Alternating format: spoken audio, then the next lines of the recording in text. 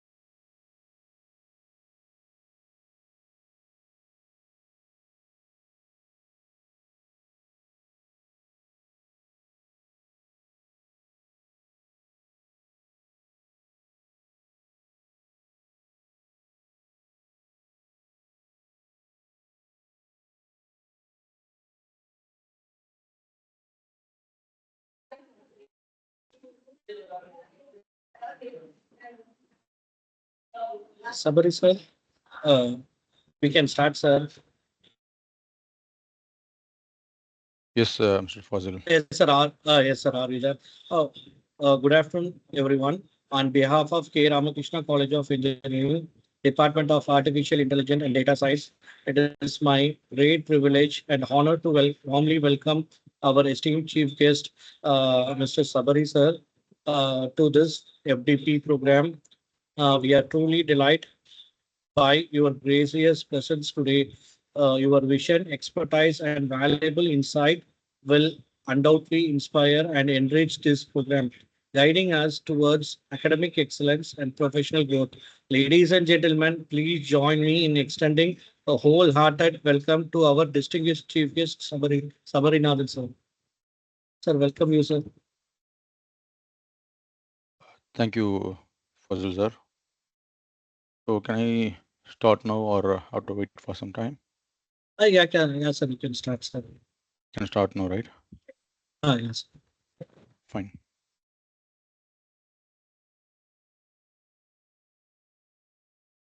So I'll be sharing my screen once it is visible. Let me know, please.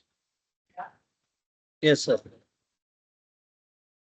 So is it visible now? Yeah, sir, it is possible, sir. Okay, can I go ahead now? Or can I start now? Yeah, sir, you can start, sir. Yes. Thank you, Mr. Fazil, for giving the opportunity to explain about the SDG developments of this 13, which is climate action. So thank you everyone for the participation, and I will start now for the SDG 13, so which is climate action or climate change.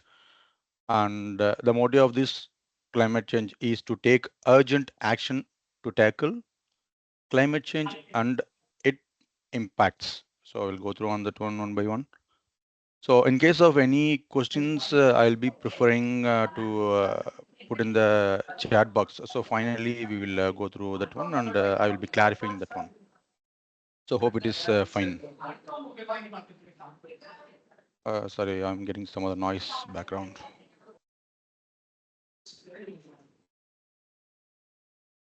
Okay, good.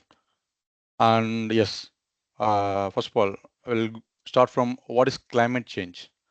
So climate change is a long-term change in our Earth weather patterns like rainfall, temperature, flood, storms. So these all are mostly caused by our human activities, such as fossil fuels like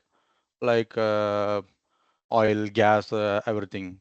So as well as cutting down the forest, which means the trees and all. Even nowadays in Amazon forest also, they are mostly cutting the trees and all. Uh, I was gone through some article a few weeks back.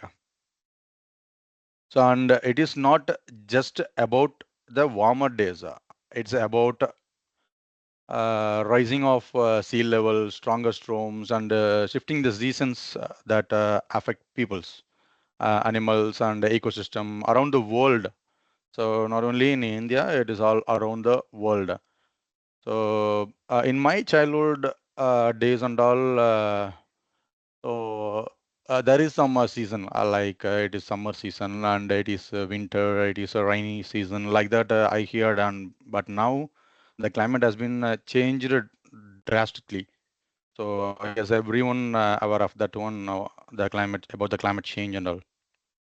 And so understanding the climate change and its impacts. So this is what. So what we have to understand on this one. So climate action means reducing GHG emissions, so greenhouse gas emissions. So I guess everyone will be speaking about this greenhouse gas emissions, right? So I'll be a bit explaining about that GHG emissions. What is that? In our institutions, in organizations, in industries, even in the construction plants, wherever it is, we have to calculate the GHG emissions. Why we have to calculate this GHG emission means? So to reduce our emissions like methane, propane, and mainly CO2. CO2 is taking a large number of emissions in our world. So our aim is to reduce the CO2 as much as possible. And in this GHG means, so there are some tools called GHG protocol and like that. So the tools which is used to calculate the scope, which means scope 1, scope 2, and scope 3. So scope 1 is indirect emissions, which indirectly coming out from our operations.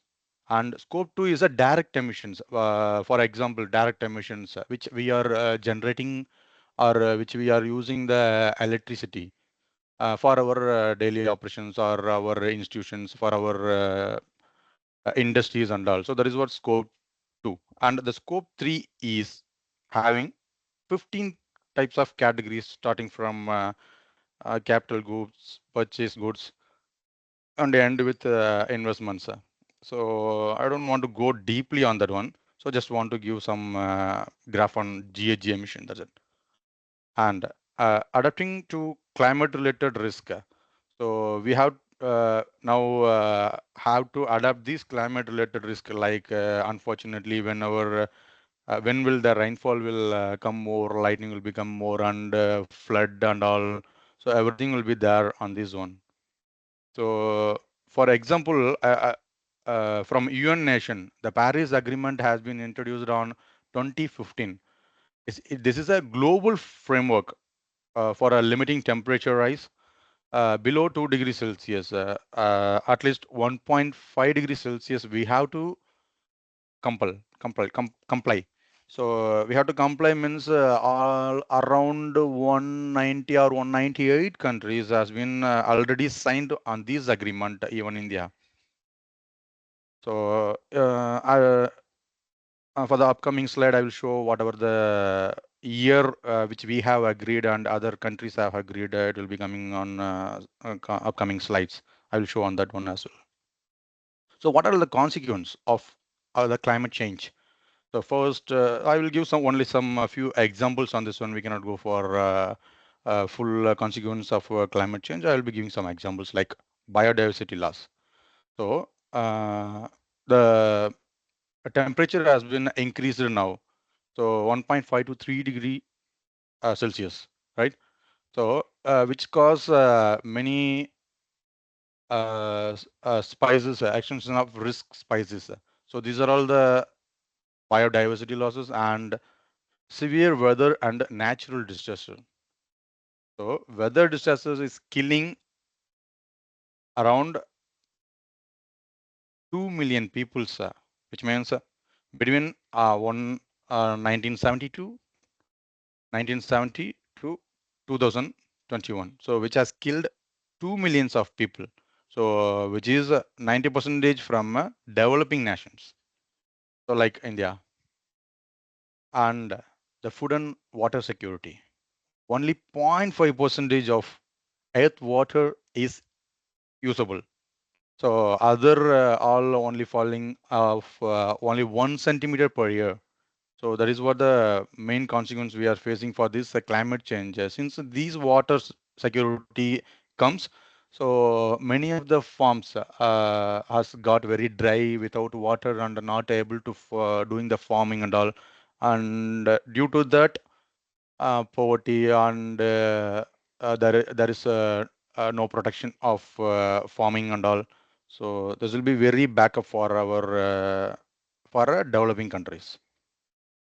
And as well as human health risk and safety is taking place. So once this Paris Agreement has signed and we have compiled with that agreement, so we can able to prevent 250,000 climate related deaths per year. So these are some consequences of climate change. And these are all the impacts due to climate change. So what are that? So air pollution, increasing severe weather, extreme heat, water quality impacts, water and food supply impacts, everything is there. So there are four main impacts is a rising temperature, more extreme weather, rising sea level area, increasing CO2 levels and all. So as I said, the CO2 has taking much place here in all over the industries, institutions, everywhere, even in the public transports and everywhere as like this. So these are also just for examples I have given this health issues. So next. So what are the impacts of potential climate change? So these are the main reason is sea level rise, temperature increases and all. So which causes health impacts, agriculture impact, forest impact, species and natural areas, impact of coastal areas as well. And now we can go to the key targets. What are the key targets for this climate action or climate change? So first of all, we have to strengthen. So what is strengthen? So resilience to the climate related hazards. So hazards which take place here for the targets. And for this climate change is increasing the frequency of flood nowadays, right? So frequency of flood is there and drops, heat waves, and we can able to sense the heat waves nowadays. And in some places the cyclones as well is there. And the strengthening resilience means what to say, preparing communities and infrastructures to withstand these shocks. So I will go for example as tsunami which has came on India 2004 or 5, right? So the setup which makes the Indian Ocean tsunami warning system. So after that only we have making these systems and all, and improve the disaster preparedness. Before that itself, disaster management system is there, but after this incident, they have improved the disaster preparedness. So after that, any floods came in the area. So like Chennai 2015, I guess. So they have well prepared and previously announced to all the members to evacuate the area, so that only economic loss was happened to our government. So very less death was happened on that time. So another point is integrity. So integrity is nothing but measuring of national policy, right? Yeah, correct. So it measures the entire national policies. So climate change cannot be treated separately. It must be integrated into development planning, like policies, water policy, energy policy, environment policy. It depends upon the industry strategies. So I will say for an example. So NAPCC means National Action Plan Climate Change is there, is in place in India. So it includes the missions on renewable energy, water efficiency, and sustainable agriculture nowadays. So they are implementing slow by slow for the change of this global action. And another point is to improve. So to improve, we have to educate. Correct. Yeah, we have to educate the people and give the awareness to the humans in the rural area. So for that, people's like as and faculty members, we are the drivers. So we are the drivers for the climate solutions. We have to educate the people and we have to give more awareness for the future generations. Just to improve the awareness of the education is critical. And for this example, I can say that ESD, Education for Sustainability Development, is there. And they have run the awareness campaign like Catch the Rain. So it was happened a few years back. So like that, we can create some awareness on Environmental Day or uh, safe driving time or safety date of the year. So we can give some awareness for the public as well as for the future generation of the peoples. And another one is mobilize. Mobilize means it will come under a financial area. Yes, correct. So financial resource for the climate action. So what is this? So this is what I said in previously for the integration, right? Yeah, for the integration slide, I said that regarding the renewable energy. So renewable energy and sustainable infrastructures and all, as well as the adoptions of projects. So for these also in India itself, we have some examples like green climate fund. So even we can get some more benefits on this climate fund. So which is, I think everyone is aware that if we put a solar power plant in our home individually, so in our home also, so government will be giving some fund to us for that one. So that is what the main initiative taken from India government, right? And another one is final, and this is final, yeah, promote. So to promote the mechanism to raise the capacity for effective climate change planning.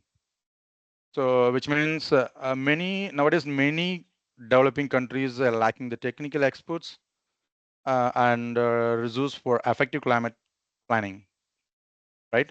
So for example, supporting with the technology of transfer, data sharing, and skill development like this. So I can give the example for this as well. I will take in India itself. So India promotes International Solar Alliance. So which is a huge megawatt power will be producing from the solar energy. So that is what India has planned under doing this one. So these are all the key targets for the climate actions. And why the climate change important to address? So what is this one? So why it is very important like that detailing? So yes, it is important since our United Nations has already shown the effectiveness of the climate change all over the country, right? So and even we also feel that the seasons are changing now, and for the rainy season, the rainy will be not there, and for the summer season, the heat waves are not there. Everything will be changing nowadays. So, and it is an impact of millions of people by disrupting national economics, which means financially. So, this climate change is a direct economic cost, means which is used to damage our infrastructure, loss of productivity, and increased recovery spending. So everything is disrupting our national economy, right? So for these also, I can able to give the example in 2015. So even I also affected on this one, this flood. So in 2015, Chennai flood. So around 3 billions of dollar was lost by our government. So I was speaking with the economical point of view. And if you want to say for other countries, means we can take the Pakistan flood. So even in the Pakistan flood was happened on 2021, 2022. I think it is 2022. So the economic damage was very huge, like a dollar of 3 billions, and all the agriculture land was damaged on that one, and they have faced a very huge economic loss on that time. And fortunately, the peoples all the peoples above 30 lakhs peoples have been evacuated priorly. So that is what happened in the Pakistan flood. And another one is changing weather patterns. So in the first slide, I think I said about the climate change. That is what the changing weather patterns. So which means monsoons or rainfall seasons. seasonal cycling has been changed nowadays, and which is directly affect the agriculture first of all, and the water supply and the livelihoods. So the people who are living in a rural area, they are affecting more scarcity of water, since there is a less water and all, they cannot able to do the agriculture properly, and their livelihoods has been a question marked. I can give the example for these as well. So in India, irregular monsoons are causing very drought in the areas. In some areas, even the flood is also accompanying, so which has impacting our farmers' crop yields.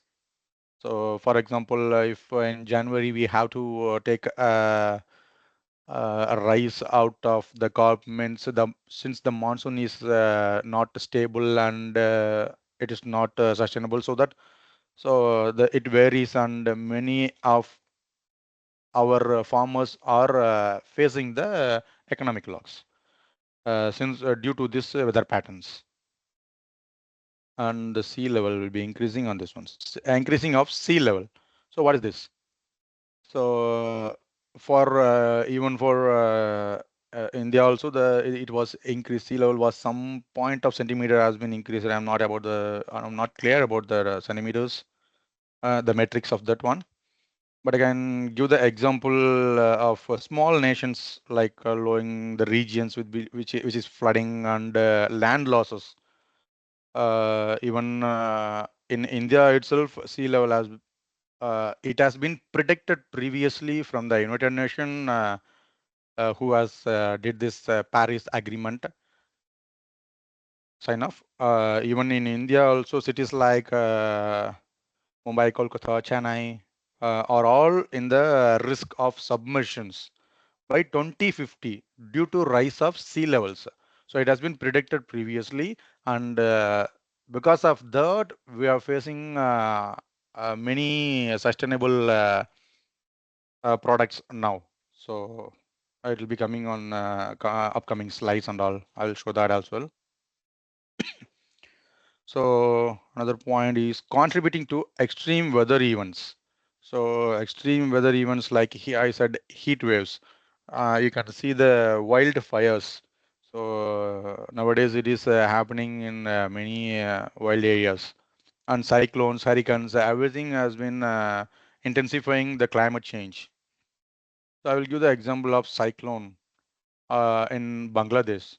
So it was affected 13 million people and causing over the loss of 13 billions. So $13 billion of losses we have faced on that time, 2020 in Bangladesh. Even in Australia also, we saw same year 2020. Yeah, there was a very huge wildfire was there, and it was killing around 3 billions of animals. Due to this climate change, it was happening like this, and we are now taking the action to reduce this climate change. So this is what. So excuse me. If left unaddressed, the climate change pushes 100 million people into poverty by 2030 itself. But fortunately, around 198 countries or 190 countries has been already signed and already working on this one to make the countries sustainable. And next, so global climate change. What are the global climate change here? So CO2 recorded very high in 2022, and fossil fuels like gas and all, gas, coal. So burning remains the largest energy sources here. And here, the climate finance gap of over 100 billions annually. And examples, as previously said, the Pakistan flood. So it was we have evacuated 33 million of peoples, but highlighting the vulnerability, like facing the economic losses of $33 of billions. So why climate change matters here? So it has threatens the biodiversity livelihoods, which is causes to the hunger and inequality. So I will go for the example like Maldives. So Maldives sea level was already increased. Same as that Fiji. In Fiji also it was increased. So for this only we need to take a climate action. So what are the benefits of global action? So the benefits we can get on 2050. So what are that? So on climate related point of view, we can avoid zero point 0.6 degrees Celsius heat waves, heat warming. And for snow and ice, it will be protected. And sea level has been decreased up to 20 percentage on 2050 if we follow all those Paris Agreement norms. So these are all the climate related and health related. We can avoid the premature deaths annually like 2.4 millions. And even we can reduce the air pollution exposures and reduce the heat exposures. These are all coming under the health wise and food security. 52 million tons we can avoid the crop losses on annually. So excuse me, improved agriculture productivity as well, and 33 billion saved annually economically. So these are all the benefits of global action. These are some benefits of global actions which I have given as an example. And what is the climate action supports? And interconnected to other SDGs. So this action supports and it also interconnected with other SDGs. So I think it is 13. Now we are talking about SDG 13. So you already talked, you already gone through about up to SDG 12, right? So I will show what are all the SDGs are interconnected for this climate action alone. So SDG 2, which is zero hunger. SDG 3 is a good health. So it's got clean energy. 11 is a sustainable city. And 14 is life below water, which means we can able to reduce the sea level to 20 percentage on 2050. This is life on land. So biodiversity loss and deforestation. So these are all the interconnected with other SDGs from the climate action. Next. How can we support as an individual to SDG 13? So how can we support on this one? Yes. So save energy at home. How can we save the energy at home? So if left without any person, like in institutions and in industries and all, they used to give one signboard like which is switch off the lights when not in use, switch off the AC when not in use, like that. So since for the individual, we have to pay the electricity bill, right? So we used to we used to switch off all the lights and fans. So even we have to educate to our kids and the future generation kids as well. So to save the energy, it will start from our home. Then only it will come to our uh, state, country, after the world, like that. So another one, how we can support for the this one. So if it is a short distance, we can able to walk, or if you have a cycle, you can take a cycle. Or if you are traveling alone, or you have to travel means you can take a public transport. I will give one example for this one for this alone. So I think in government TNPL or I forgot that what is that. They have agreed every Wednesday every people, sir, which means a senior director as well. So everyone have to come, uh, have to come with the public transport, cycle, or by walk only. So not to use a personal vehicle. So that they have shown some difference on their GHG emission in the yearly basis. So annually they have, for example, I am telling if they are creating 10,000 ton per kg CO2 per annum, they have reduced around 30 percentage of that one by doing just a simple action, which means only on Wednesday. So everyone will be coming only on public transport or by cycle, not using the transport which we are having. So eat more vegetables.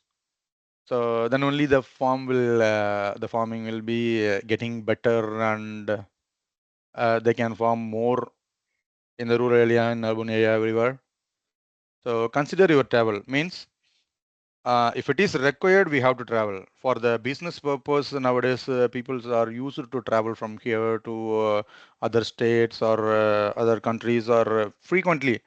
If it is necessary, we can able to travel. And if it is necessary for one person or two persons or whatever it is, we have to plan accordingly, and we have to plan our travel according to that one. Since these travels and all, so will be reducing the GHG emission, so greenhouse gas emissions. So, for example, as shown in the picture, if we take a flight and all for from uh, Delhi to Kolkata, from Delhi to Ahmedabad, Delhi to Chennai to Kolkata somewhere. So, for one trip alone, it will be causing like 230 or 250, 230 to 250 kg of tons. So it is emitting. So we can able to reduce everything by considering your travel. So throw away less foods. So even nowadays in corporates and all, they have keeping the separate board. Since yesterday we are thrown away this much of kg food, which can serve to this much of people and all. So the signboards will be there, and day by day the food waste was reducing. So I have see somewhere there. So now, so reduce, reuse, repair, and recycle.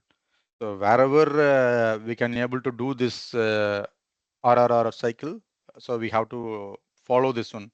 For example, instead of taking printouts, so if it is in soft copy, if it is okay means we can take it in soft copy itself, and we'll go on that. So that is what we have to do. Another one is changing your homes, as even government is also approving nowadays for solar panels in our home and all. So switch to electric vehicles if possible. And India's SDG 13 goals. So emission reduction. So emission reduction, which improve the energy efficiency and promoting the low carbon technologies in the manufacturing and transport areas, and aligning to that, reducing the emission intensity of gross domestic products by 45 percentage in 2030. So there are some examples for that one. And another one is clean energy expansion. So clean energy expansion, it's already going on, like the projects of solar power plant, wind power plant, bioenergy, hydro power plant, everything is there. And for India, they have agreed for the solar and renewable energy, everything on that one, on green energy expansion. On the climate, excuse me, on the climate adaptation. So India is frequently having getting the what is it, disasters like a flood, drops, cyclones, everything. So for that, the building should be a climate resilient infrastructure. We have to promote the climate smart agriculture, And this is to strengthen the yearly warning system under disaster preparedness. This is all the climate adaptation. And what is sustainable growth on this one? So in this sustainable growth means we have say that environmentally sustainable, like green jobs, electric vehicle, and smart cities. So these are all the sustainable growths of India, SDG, and global corporation. So global corporation means, as I said earlier, UNICEF was there, and UNFCCC COP is there, as well as globally Paris Agreement is there. So these are all the global corporations. So what is this? So the hottest year on record is 2024. Since this graph is showing from 1850 to 2024, the climate has been increased to 1.5 degrees Celsius. So above the pre-industrial levels. So these are all the roles of business and organizations. So renewable energies. So these are we have already spoke everything. And on this adoption of SBT. So SBT means the science-based targets for emission reduction. So even uh, in many of the industries and corporates, they have doing this frameworks, which is science-based targets. This will be very useful for reducing the GHG emission, greenhouse gas emission. So all the stakeholders of the company have to do this one, and we have to promote this one in the corporate.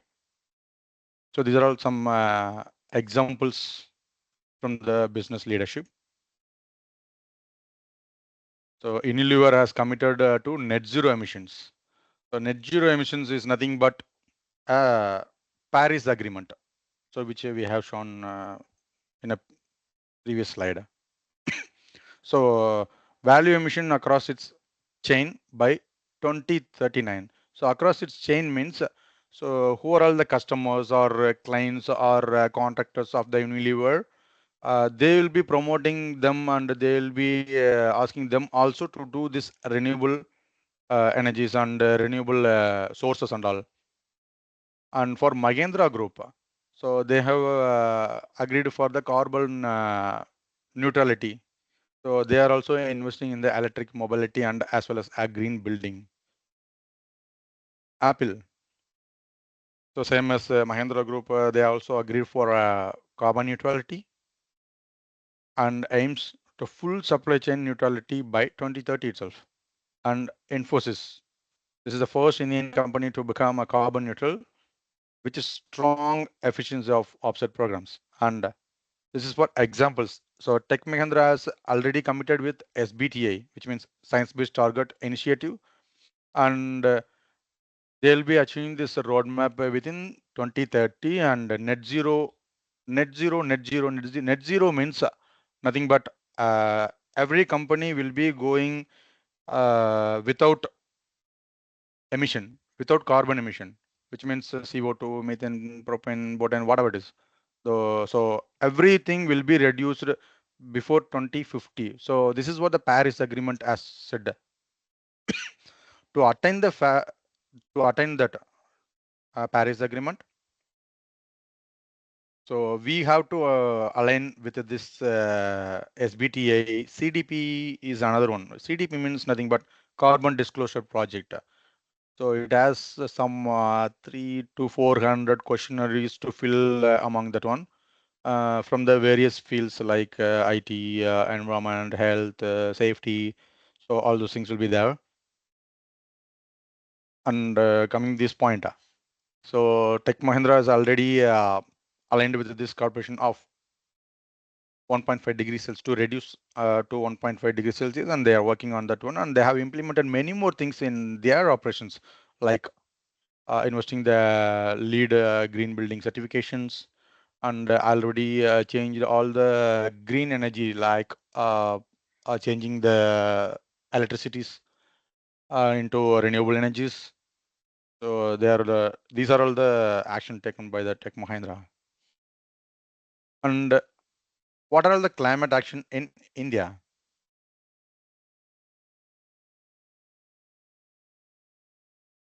So India. So our India is in the third position of emitting for the global emission. So which means for the carbon emission, we are in the third position. First is, and we are producing 4 billions of tons of carbons, GHG emissions, 4 billions of GHG emissions. So which is in the global percentage, if we are asking, means it is around 8% of emissions.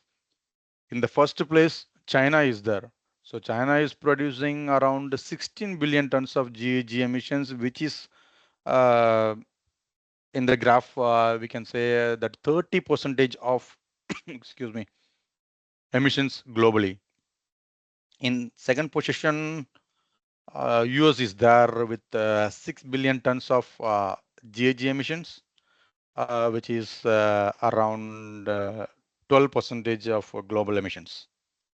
So following India 4, 5, 6, 7, 8, 9, 10, like that, Russia, Brazil, Argentina, everything will be coming back.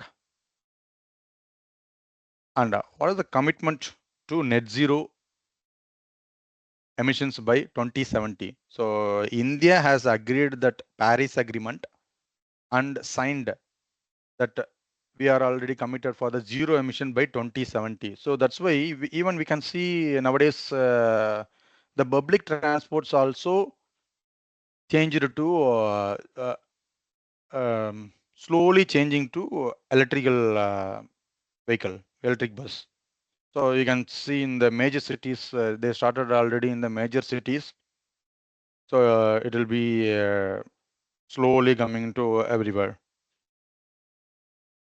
And this action also we have taken for International Solar Alliance, which is a very, very large, world largest, like that. Also we can say India's world, in the world, India has producing this some megawatt of power due to this, since this solar alliance. I will give the example of Delhi Metro become a first rail project of world to earn carbon credits. So what is carbon credits?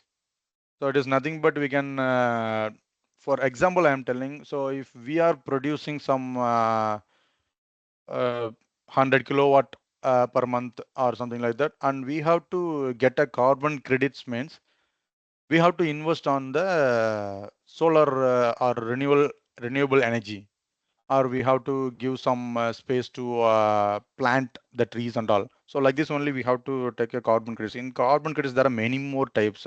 So I just gave an example. So innovative technologies for climate relations from renewable energy. So these are all the plans. So these are all the innovative technologies for climate action. So examples also I have given this from the global level, Kenya. So future direction and innovations. What is this? So these are all the future direction and innovations. So hydrogen fuel as a clean alternative. So which will not emit the emissions, CO2 emissions. So expansions of EV vehicles, EVs, electric vehicles, and green public transport, which will not emit GHG or a CO2. So smart cities integrating climate solutions and urban reforestation, which means as said the previous, as I said in previous slide, we are giving the land and we are planting the trees for the future generations. So, and this will be very helpful for the sustainable architectures. This is the climate action which the country wise for the net zero target. So this is what the Paris Agreement. So which are all the countries agreed for on which year? So India has agreed to change the EVs and the carbon sinks and focusing on the renewable energies. So and signed that agreement for on 2015 to 2070. So like this, all the countries are following. So these are all the status and highlights which they are going to do for the upcoming years. Excuse me. Is what are the progress and achievements? So as I said, for the Paris Agreement, over 190 countries, 190 nations, so committed on this one and already signed on the agreement. So India also agreed and signed. So rapid growth as going on for the renewable energy, solar and wind power plant. So everything was there in the place and all over the world. So what is the youth climate moments?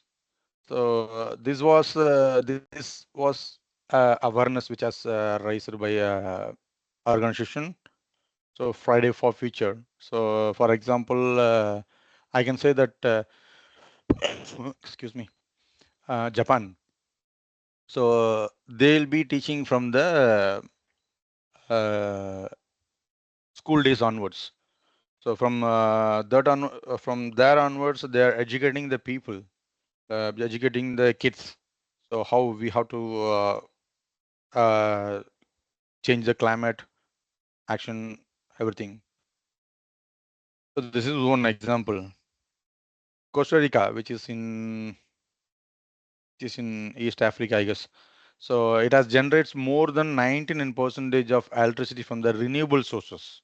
So it has already started doing that one, implemented and already doing that one. So there are some stories, real world success stories. So in Denmark, so they are doing the wind energy in the offshore. So offshore means inside the sea. So they are doing this wind energy. So in India, we are aiming to get the 280 gigawatt power of solar capacity. So within 2030. And in China, so they are already producing many more electric vehicle, and they are going to become a world leader.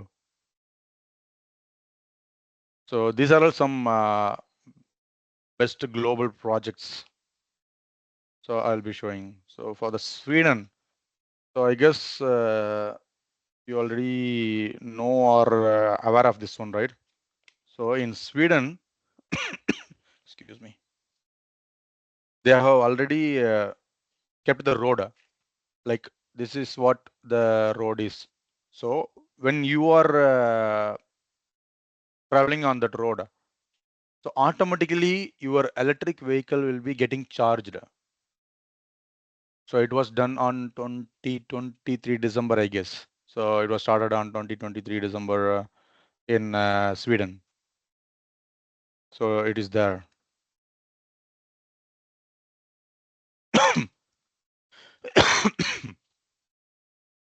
And another one is, sorry, I will take a bit of water, please.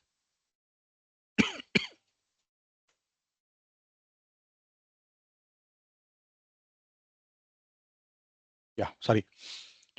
So it will be impacting the global change in the as per the target of 2020. Sweden has agreed for the 2045 to achieve all this Paris Agreement. And another one, China. China has already implemented the solar highways. So this will be very useful for the EV vehicles which are traveling on that highway, expressway. So it will be getting on free of electrical charge EV vehicles for every EV vehicles. This is what the Kenya has did a wind farm. So this will be producing some 300 plus megawatt power. So this 300 megawatt power can be used for many millions of people's per year. and even this will be impacting the GHG emissions, like like it will be saving some 150 millions of dollars per annum. So this is what the Kenya has did in India. So this is what I said in India International Solar Alliance. So it is producing some 2,250 megawatt, 2,250 megawatt of power, which is already implemented in Rajasthan. So this is the world largest solar power plant, and all the public transport has been changed to electric bus. Olas. That means Osalas. It is in Norway. So it is in Norway, and even they are working for all the public transport like taxis, ferries, everyone. So they will be planning, and they have a target to go on this one on 2028. And as we discussed about Costa Rica, so it is already attained 99% of renewable energy. So it is the first country to attain the 99% of renewable energy. So these are all some best global projects. And interestingly, there is some movies on this SDG 13. So I'll go. So international movies, if you are taking, means these are the international movies, Indian movies with other languages, and even in Tamil language also, there are some movies which is intimating this SDG 13 of climate actions. So these are all just for example.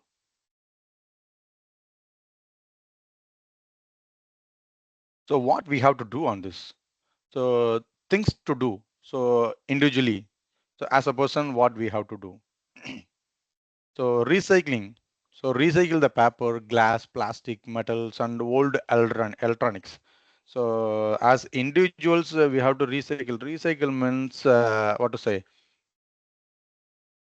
Not to use the we have to use the paper like one-side paper and all we can able to use in the home or in the organizations or just to take in notes or scribblings like that.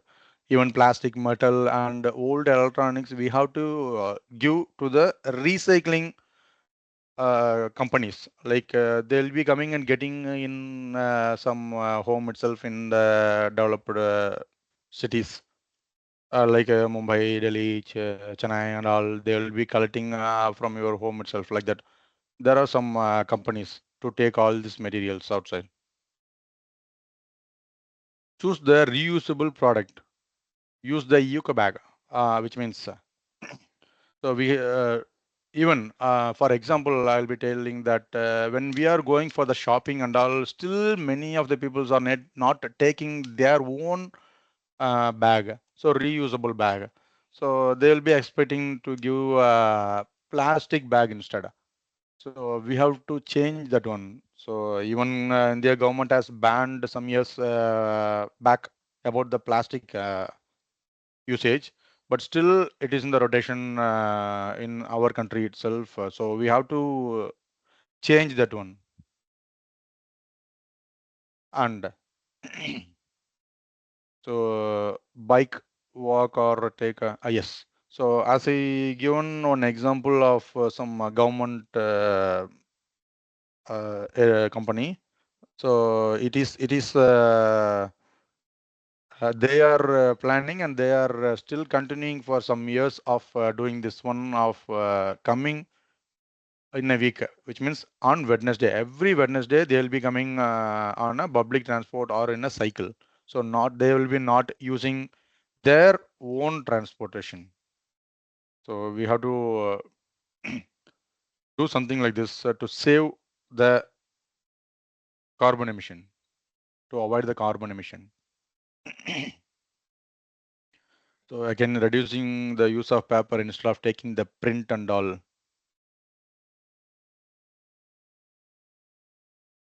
So even every printing paper will be affecting the environment very highly. So we have to change that one.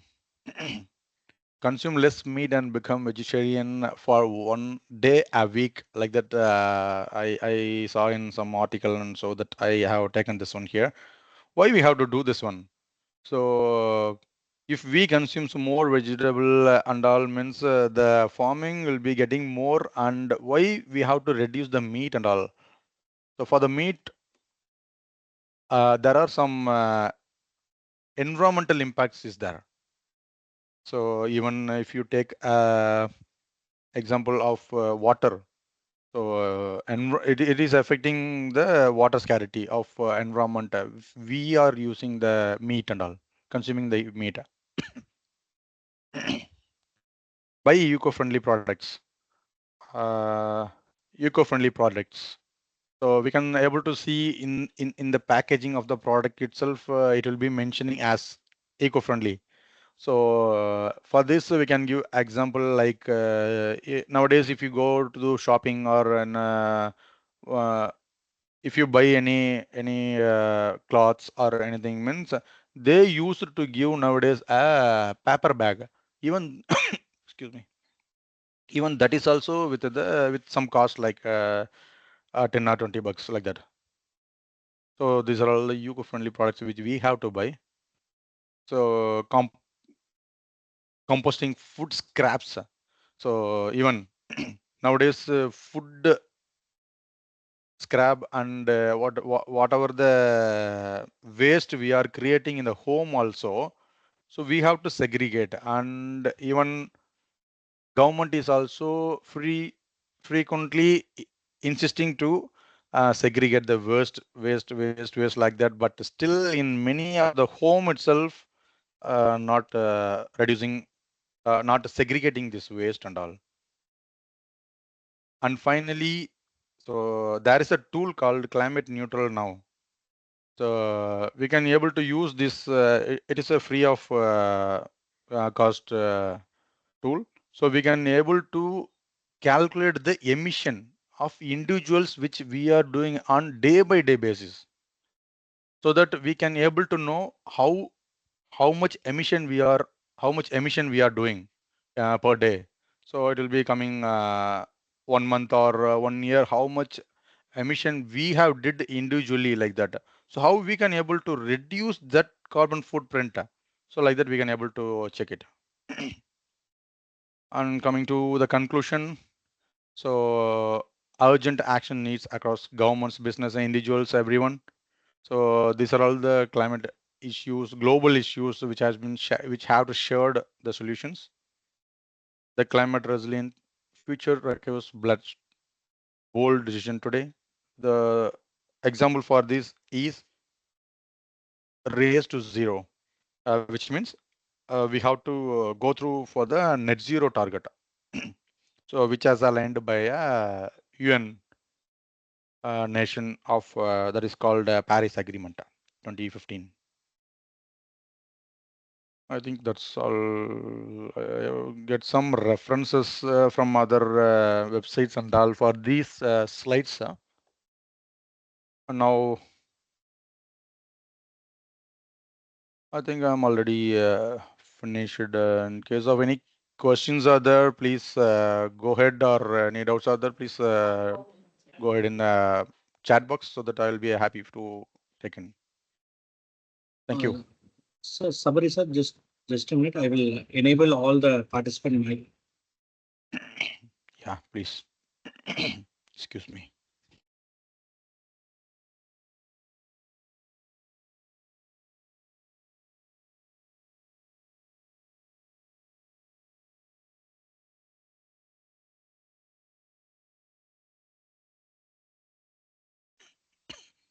Participant, you can unmute your mic and then you can ask questions, or either you can put in chat box also.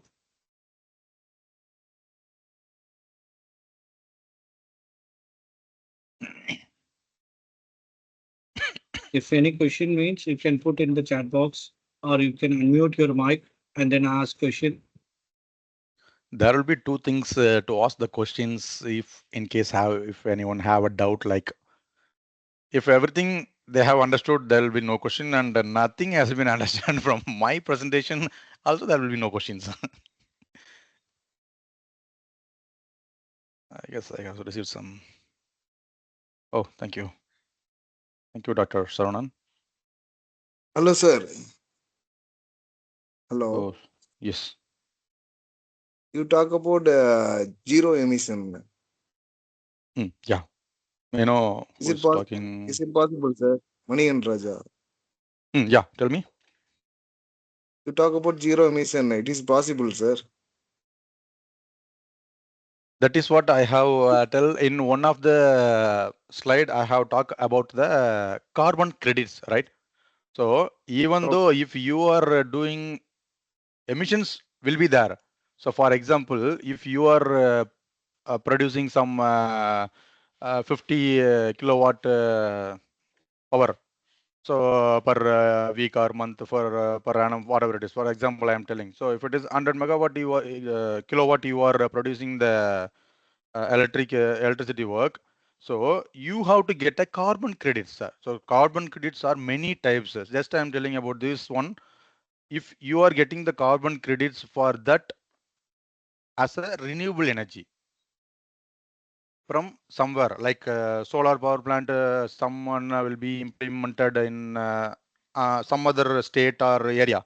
So there you have to give your carbon credits and you will be getting the power from the local state.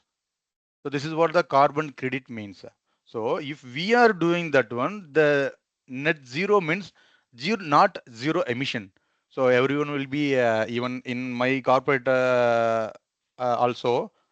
So they'll be asking how it is possible that doing the zero emission, even though if we are having the electric vehicle, even if we are using electric vehicle, there will be emission to produce the battery. So to manufacture the battery and all, so there will be a emission. So it is there, but for that emission, we have to get a carbon credits from outside, sir. Or we have to implement the solar power plant in somewhere, or we have to give a land for that one, so that the credit will be like that. It will be depend, the credit amount will be differs depend upon the industry or organization, institution, whatever it is. So zero emission means not a we are not emitting any emissions. So this is what called. I guess you got some answer from my side, Mr. Sorry, Manikanda Raja, sir. Manikanda Raja.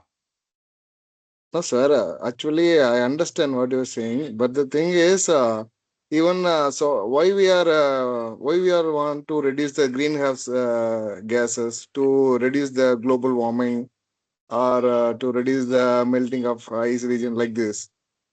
But when you are going for solar power plants, that also gives some radiations. Then again, it will increase the global warming. So, what is the concern about this zero Due to emissions? solar power plant, it will not giving carbon emission to you. So it will be giving But it only a will, power to you. but Correct? solar power plant have the chances to increases the temperature because most of the light is reflected back to the atmosphere.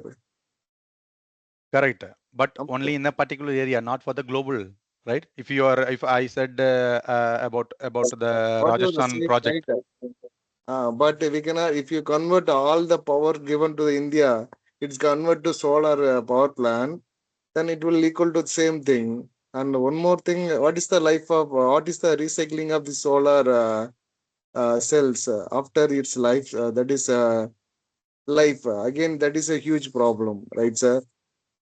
so if you are telling like that means it will not, the life of the solar panels will not be like 1 year, 2 year, or 5 year, 10 year. So it will be After a yes. 10 years, maybe 20 years, then again the recycling of the solar is not possible, easy. So in that Everywhere. 20 years, the climate change will be differs, right? So just for that itself, if you are thinking about this solar manufacturing after 20 years, what we can do, and we are going to live another 20 years, it will not happen, which means the climate change will not happen. Why the climate weather has been changed nowadays? Since only because of this GHG emissions. So GHG emissions is not only CO2. So there are many things inside there, correct? So just we want Yes, sir. to reduce all the GHG emissions. So something we have to do, right? So instead of solar energy, we can take windmill or a offshore windmill. So like this, if you are taking means inside the sea, nothing will happen like that. You cannot say. So there is also some demerits is there, but while comparing the advantages of world climate change, so these are all the implementation which is introduced by United Nations. So which then why 190 countries have to agree all these things, right? So as an individual, if we are thinking like that, means 190 countries has been signed on the Paris Agreement. So without any knowledge, no one will be signing on that one, right? Yes, yes, sir. But So as just to a think like this. So all the transport has been changed to like in Norway, all that public transport has been changed into EV. So just to think on this way, before that they have been using some gases or some fuels to run all the vehicles. Now 99 percentage of vehicles has been changed to EV. So in that country, how the health of the individual will be there, how the forestation will be there. So just think of this one, and how much they can able to reduce the carbon emission, correct? So we can take an example of that Norway or Sweden or East Africa, that is what Rica, something called Costa Rica. So they are all also emitting something. They are not getting zero. I cannot say that it went zero carbon emission like that. So carbon emission will be there, but we have to get a carbon credits from other area. So if you want to know about this more, means just to connect with our fossil and connect to me, and I will explain more on this one for deeply. sure, sir. But some of these things are little bit conflict from ideas because when you are telling to use public transport, but most of the if you see most of the public transporters are fully crowded. Hmm. You take Okay. an Indian scenario wherever you go during the peak hours, public transport is it's crowded. We Okay. can't use the public transport. That's the biggest problem. Your one of the option is using the public transport, So you can but see the real if it scenario is is too crowded. That's the thing I want to convey. That's it. even for going for shopping, just for so since I am in corporate, or I'm in Sir, I metropolitan do city, I am understand that telling that also. for shopping we are going from here to get some rice or some thing. Just 500 meters, just 500 meters, we are taking and using our vehicle. So for that, what we can able to do? Just walk, or Okay, if you sir. have a cycle, we can take a cycle, right? So this That will is be a just for best example. solution, sir. That will be okay. That will be going walk for a shorter distance, buying for own things. That's okay. But using Then the public transport is toughest thing ah in toughest yes. thing, yeah, correct, you are absolutely correct. That is a toughest thing, but it is not we cannot say that it is not possible. That is a toughest thing, correct, but it is possible. So in previous days and all, what we used to do, even our grandmothers and great grandmothers, what they used to do, even our father, Sir, what they used to do, like that we have to think. They have not get this much of health issues.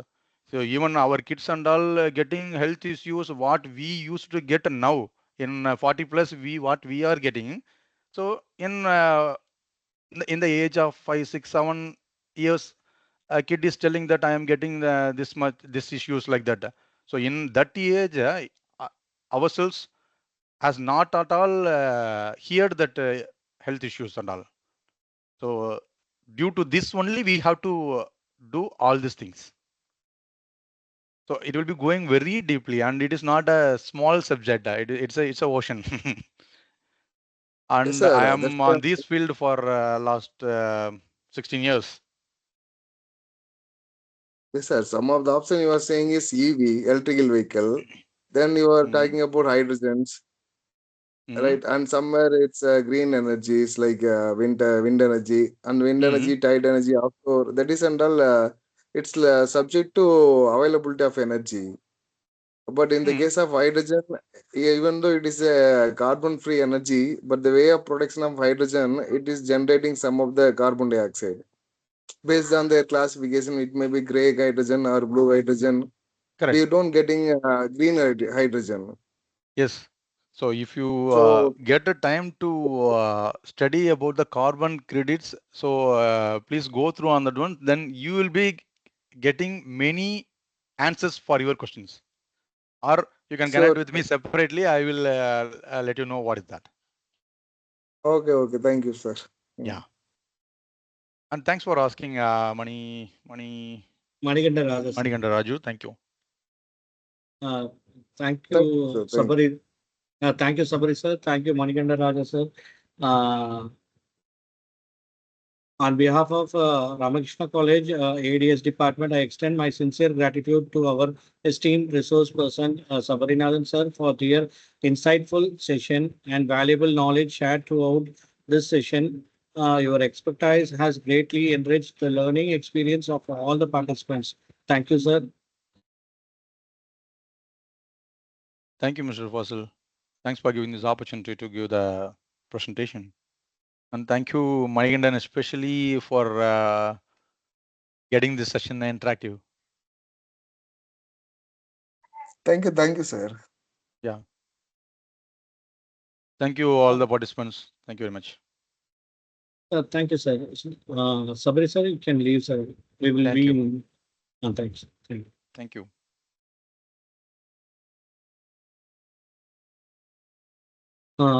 Participants, next session will be start sharply at 3:30. Wait for some moment. We can start at 3:30.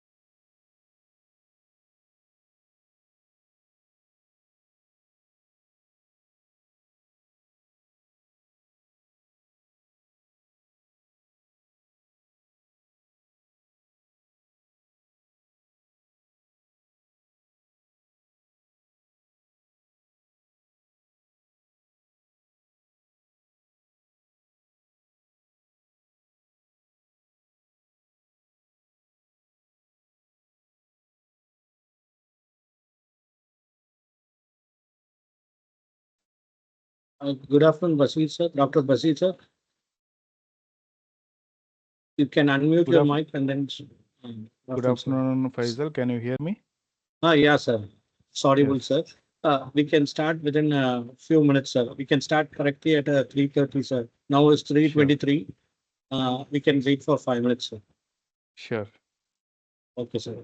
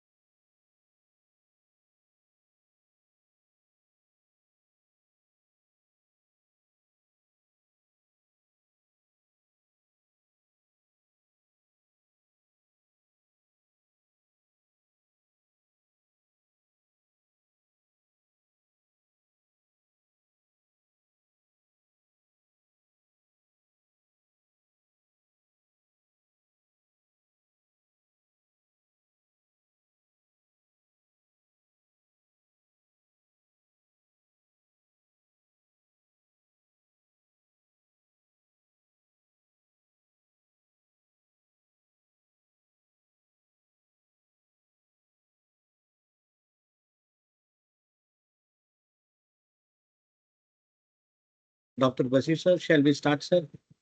Are you there, sir? Yes, sir, we can start. Yeah, sir. Just a minute, sir. Good evening to one and all present here. With immense honor and delight, I take this opportunity to introduce our esteemed chief guest, Dr. Bashir Ahmed.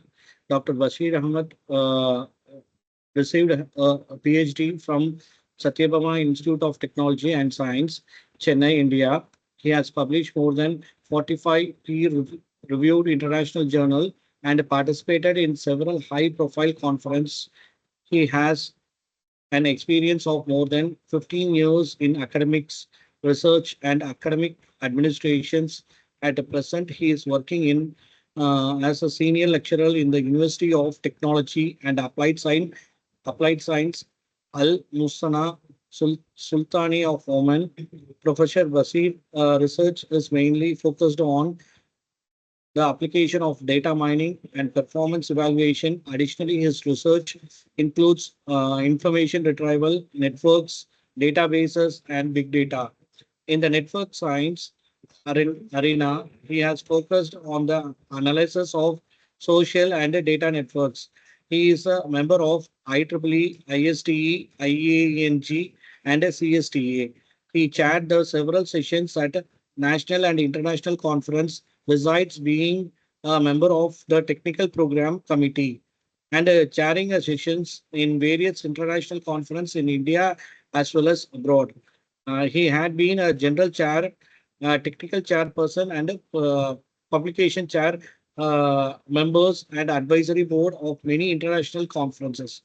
He is serving as a reviewer with a publisher like IEEE, ACM, Springer, Elsewhere, and InterScience, etc.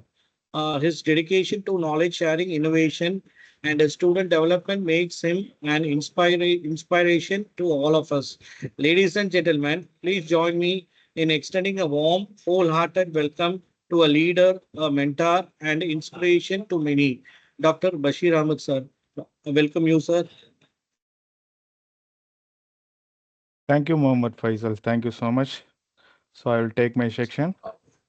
Yes, sir. Before start my section, I would like to thank the organizing committee, patron Dr. K. Ramakrishna, chairman of K. Ramakrishna College of Engineering, Executive Director Dr. S. Kupusamy, K. Ramakrishna College of Engineering, Principal Dr. D.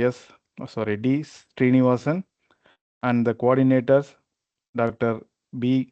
Kiran Bala, co-coordinator Mr. Mohammed Faisals, and all the committee members Shankari, Karthi, Dharani, Bhavani. Thank you one and all for organizing a wonderful section. So I will start my section with the title Biodiversity, Life on Land and Below Water. So thanks to Mohammed Faisal sir for inviting such a wonderful section. Let me introduce a short. I am Dr. Bashir Ahmed, working in the University of Technology and Applied Science in the Department of College of Computing and Information Science, Al Musanna campus, Sultanate of Oman. So I will start my sections with an introductions. So try to be active, and let me have a good question at the end of the sections. So I'll start with an introductions. What is biodiversity? So what is biodiversity means? Biodiversity means the variety of life on Earth. So it will describes about the genes, species, ecosystems on Earth. So it covers the three different level. When we speak about three different levels in biodiversity, first one will be the genetic diversity. Second one we will call it as a species diversity. Third one we can say that ecosystem diversity. What is genetic diversity? Variation within species. So we can say different gene make population stronger and adaptable. So we call it as a genetic diversity. Second one, we can say that it is a species diversity. The number of species like plants, animals, fungi, we can say that microbes in the region, we call it as a species. And the last one, ecosystem diversity. It is a variety of ecosystems. It may be the forest, it may be the desert or ocean or wetland, and so on. So biodiversity is the foundation of life systems. Without it, the ecosystem cannot function properly and human survival is threatened. So we need to live with the biodiversity. So we will just discuss what is biodiversity, different services, different global importance of biodiversities, and the various strategic plan for biodiversity. And finally, we'll discuss what AI can able to have the solution for this sustainable development. Now, let me tell you what about the biodiversity here. I told you about the different levels of biodiversity, that is genetic diversity and species diversity and ecosystem diversity. It is a foundations of life systems. So I told you without it, the ecosystem cannot be functioned properly and the human survival is also is threatened. So what is biodiversity again?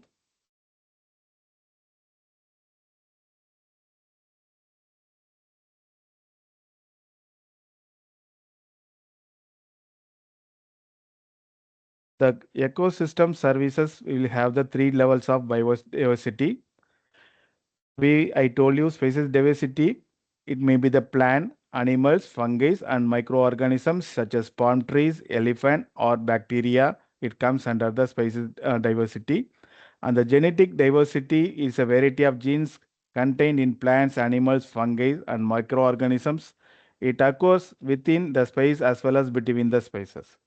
The ecosystem diversity, biodiversity, all the different habitats or places that exist like tropical or temperature, forest, hot or cold deserts, even wetlands, rivers, mountains, coral reefs, etc.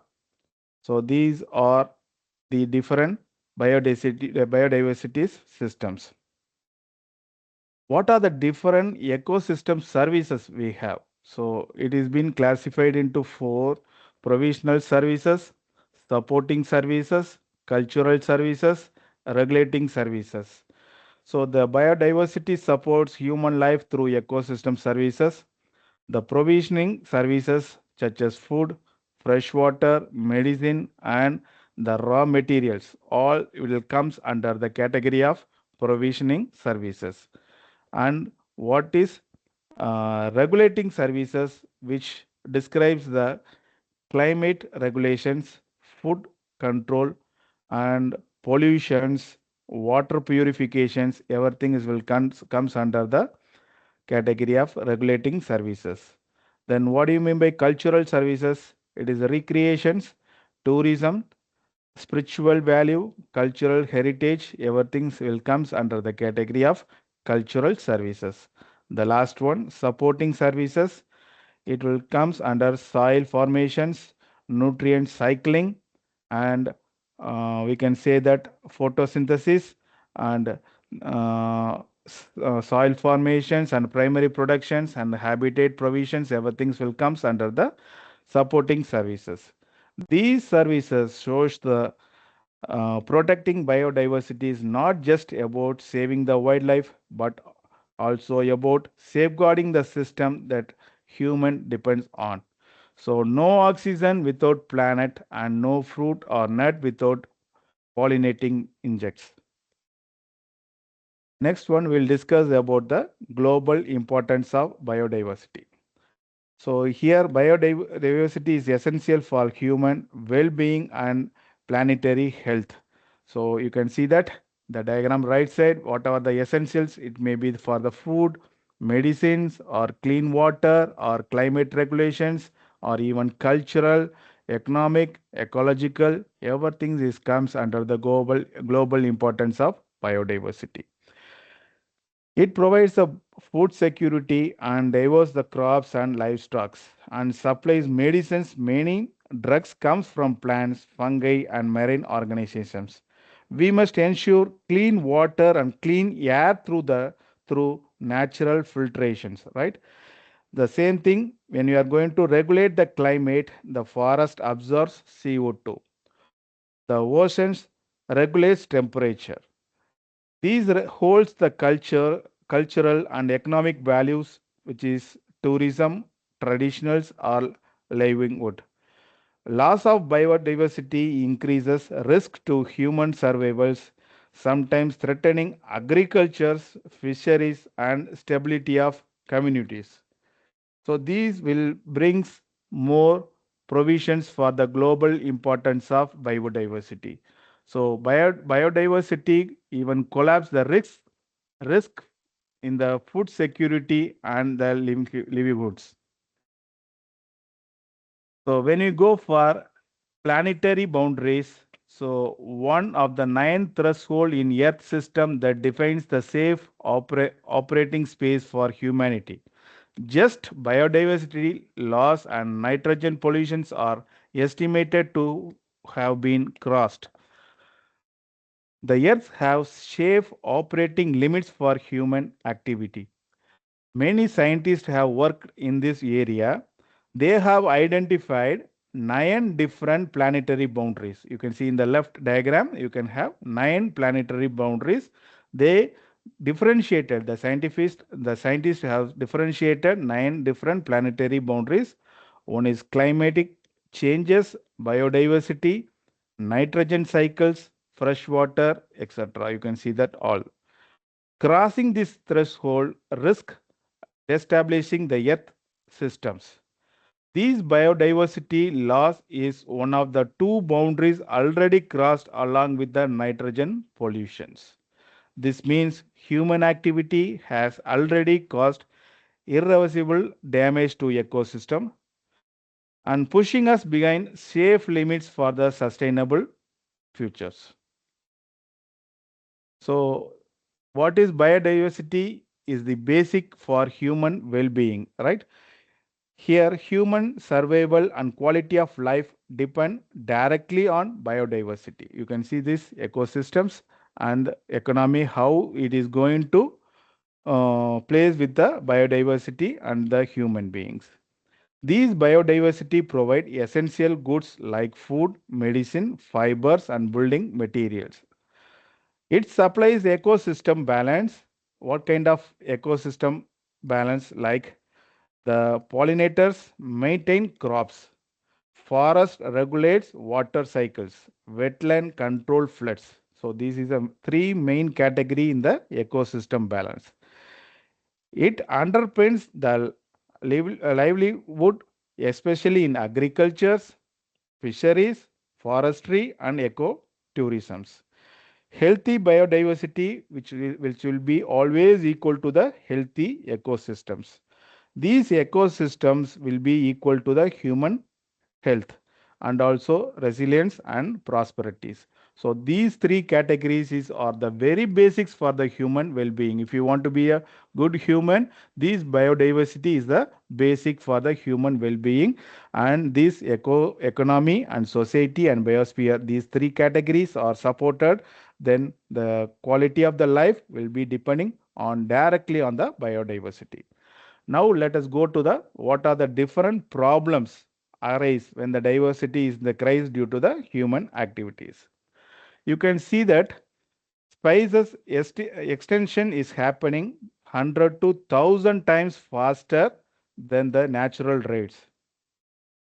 So in 2010 to 2015, the annual net loss of forest area globally was less than the half that the 1990s.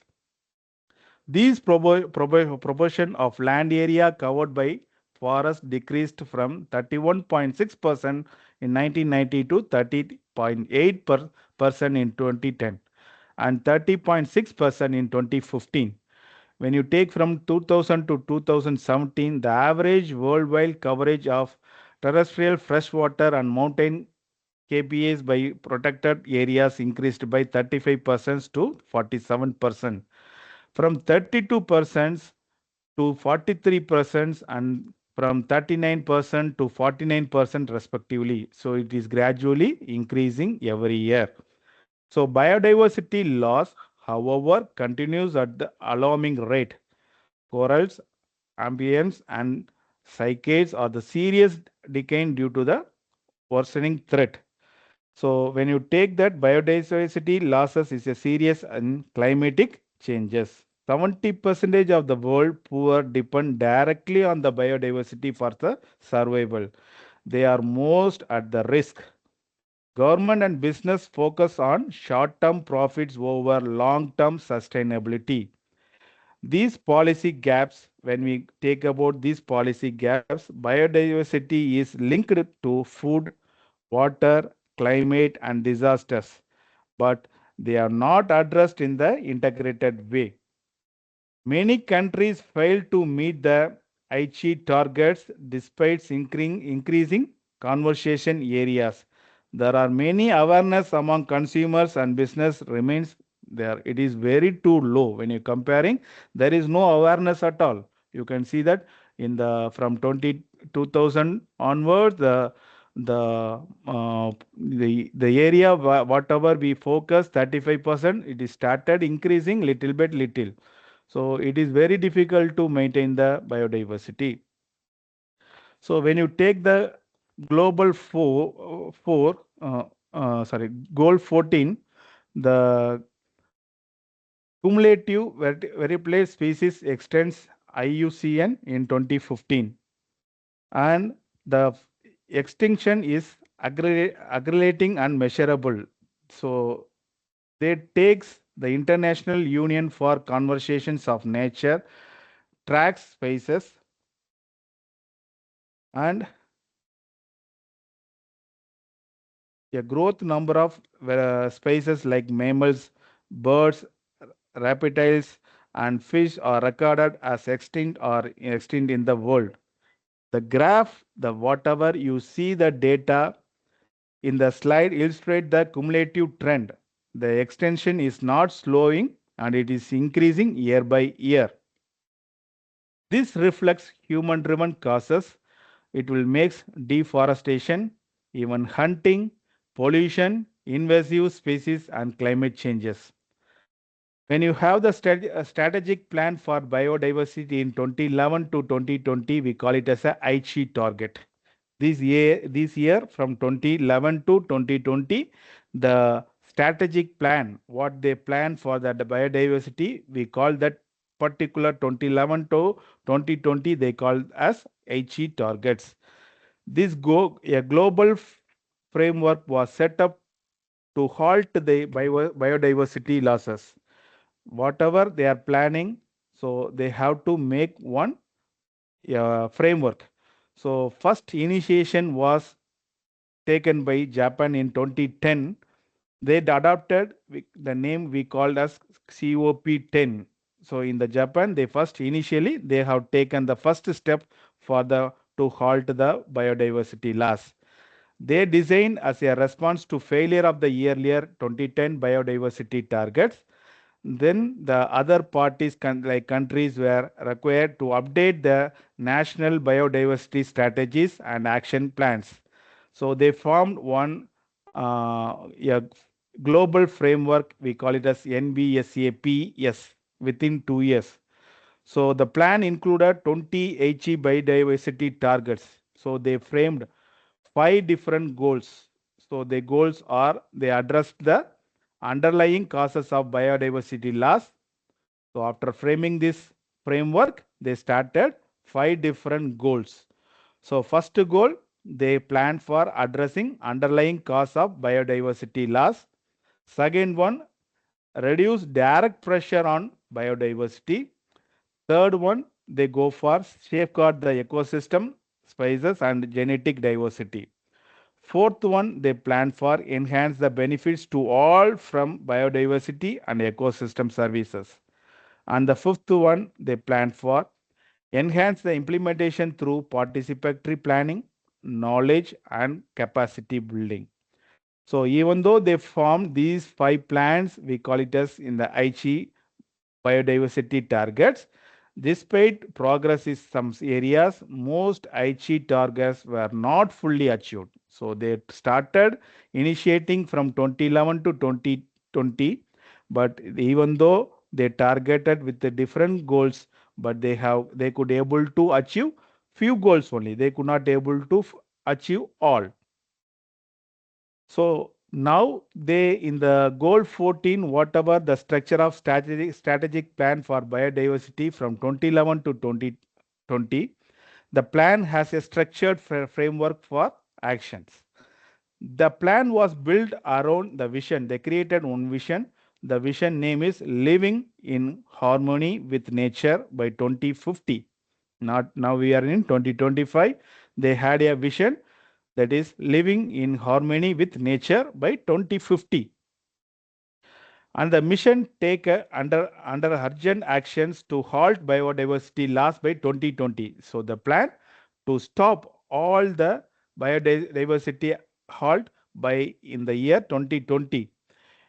These contain 5 strategic goals. I explained it here.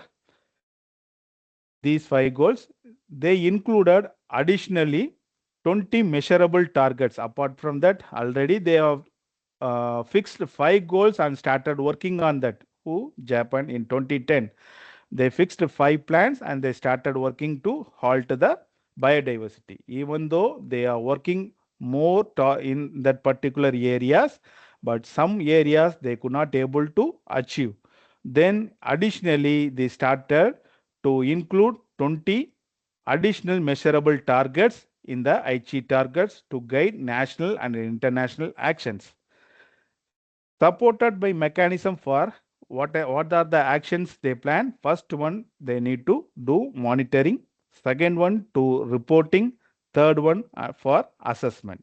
So in these 3 category, they started to focus the target for the Aichi targets. The structure emphasized linking biodiversity to sustainable development and maintaining it across all the sectors. So this was the Japanese motivations. They initiated first achieve targets, then they started to work on that. So they need to achieve by 2050. So it is estimated that coastal will increase 21% of these large ecosystems. Now we will see that what are the problems will arise it in the biodiversity.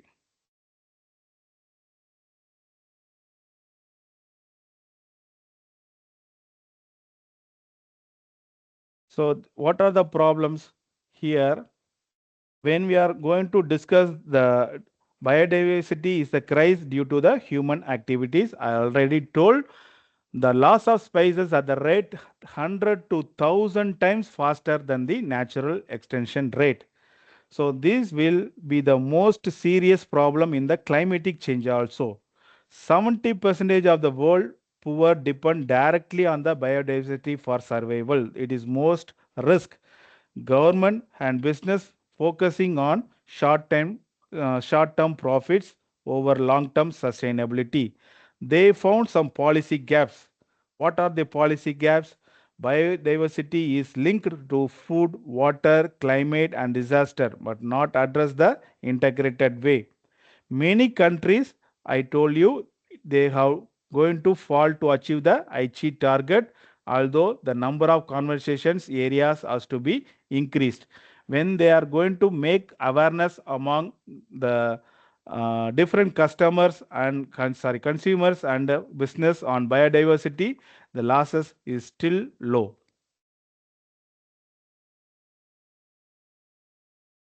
So here, what is cumulative vertebrate species extinct? So they formed IUCN. So here the International Union for Conservation of Nature. So IUCN, they track species and the conservation status. Here they found that different status how the species has to be taken. The growing number of vertebrate species like mammals, birds, reptiles, and fish are recorded as extinct or extinct in the wild. The graph, whatever you see in the left side, the data is in this slide illustrate the cumulative trend. Extinction is not now slowing, and it is increasing year by year. You can see that how these mammals, birds, vertebrate and other vertebrates are slightly growing. Like this reflects human driven causes. What will happen when they are going like this? There will be a deforestation, hunting and pollutions, and you can see that climatic changes also will be happening here. What is a strategic plan for biodiversity in 2011 and 2020? I already told you. Here they have followed 5 different targets. They need to address the underlying causes of biodiversity loss, reduce direct pressure on biodiversity, and they need to safeguard the ecosystems, species, and genetic diversity, and enhance the benefits to all biodiversity and ecosystem services. And they need to focus on implement through participating planning, knowledge, and capacity building. So this is the plan for the national biodiversity strategic and action plan. Within the 2 years they need to plan like this. So what is the structure of strategic plan for biodiversity from 2011 to 2020? So already I told you they focused on the vision. So the vision is living in harmony with nature. This is their vision. They need to achieve in the year 2050. Already we discussed same thing I am explaining here. The mission will take urgent actions to halt the biodiversity loss by 2020. It contains 5 different strategic goals I already explained. So additionally, they have included a few more achieved targets that will support mechanism for monitoring, reporting, and assessment. These goals will address underlying causes of biodiversity losses by mainstreaming biodiversity across different governments and society. The goal B will be reducing the direct pressures on biodiversity, and promote sustainable use. And the strategic goal C is to improve the status of biodiversity by safeguarding ecosystems, species, and genetic diversity. And strategic goal D is to enhance the benefits to all from biodiversity and ecosystem services. So apart from that four, we have strategic E to enhance implementations through participatory planning, knowledge management, and capacity building. So these are all clubbed together to implement the support mechanisms. Next, post Aichi biodiversity, that is from 2020 to 2030. So I already told within the 2010 to 2020, they planned 5 different strategic goals, but they couldn't able to achieve all. So after 10 years, next 10 years, that is 21 to 2030. Now we are in 2025. So what is the current achieve biodiversity they are planning is here their transition from achieved targets to new global biodiversity goals. Now they are focusing to the new global biodiversity goals. Here the achieved targets ended in 2020 while the sustainable development goals run until 2030. So the sustainable development growth not stopped, still under in progress. We are still the target is to be achieved in 2030. This left a vacuum period. So we call it as 2021 to 2030. It is a vacuum period. This period they called as a vacuum period where new biodiversity target needed to be aligned with the SDG. The post, we call it as a post Aichi because whatever they planned from 2010 to 2020, they couldn't able to achieve. Whatever now current technology, we call it as a post achieved biodiversity. So these post 2020 global biodiversity framework is being developed under the Convention on Biological Diversity. We call it as a CDP. So these stakeholders, who are the stakeholders for the CBD, that is called Convention on Biological Diversity? Who are the stakeholders? Countries, the organizations, NGOs, civil society. These are the stakeholders are invited. They are invited to contribute to shaping this framework. So these post Aichi biodiversity, they call all the stakeholders of different countries. This was initiated by the Japanese. I already told that this was initiated by Japanese. After 10 years, they want to upgrade to the next level. They need to achieve their goals. So they started to increase the biodiversity goals. They started the stakeholders, they invited the different stakeholders, different countries, different organizations, different NGOs, different civil society are to be invited to shape this framework. What is their focusing on? These these areas they need to focus. One is for restoration, conservation, and sustainable use of biodiversity with measurable global targets. Then COP and biodiversity milestones. I already told COP, it is a inventions of Japan. So there are different major international conference and decisions on biodiversity was being taken by the Japanese. So first initiation was COP10 in the year 2010 by Japan. 2010 Japan, so they call COP10. So COP is nothing but conversation of biological diversity. So the adaptations of achieved target, they initiated the first level. Then in 2012 again India. So India, they have initiated COP11. So they review of progress and sustainable development growth discussion was taken place. And 2014, the COP12 Korea has established this. That place we call it as a midterm review. So initial level was initiated by the Japanese 2012. Then Korea has taken this area, we call it as a midterm review. Here they established of IPBES. They initiated one organization, IPBES, Intergovernmental Science Policy Platform on Biodiversity and Ecosystem Services. So these initiations was done in the year 2012. So they call that year is midterm review. Again, 2016 COP13 was initiated by Mexico. So they made the declaration on mainstreaming biodiversity. After 2016, another international conference was conducted by Egypt in the year 2018. So they discussed about the post 2020 global framework, and also they discussed about the future biodiversity framework, what we need to do. And next 2021, China has initiated about the COP15. So they done a adaptation of post 2020 global biodiversity framework alongside National Biodiversity Strategic Action Plan from 2012 to 2020. They are reporting the requirements. They have given the report in 2014 and they have started given the report in 2018. These figure shows the evolution of biodiversity policy and commitment globally. See how they initiated initially.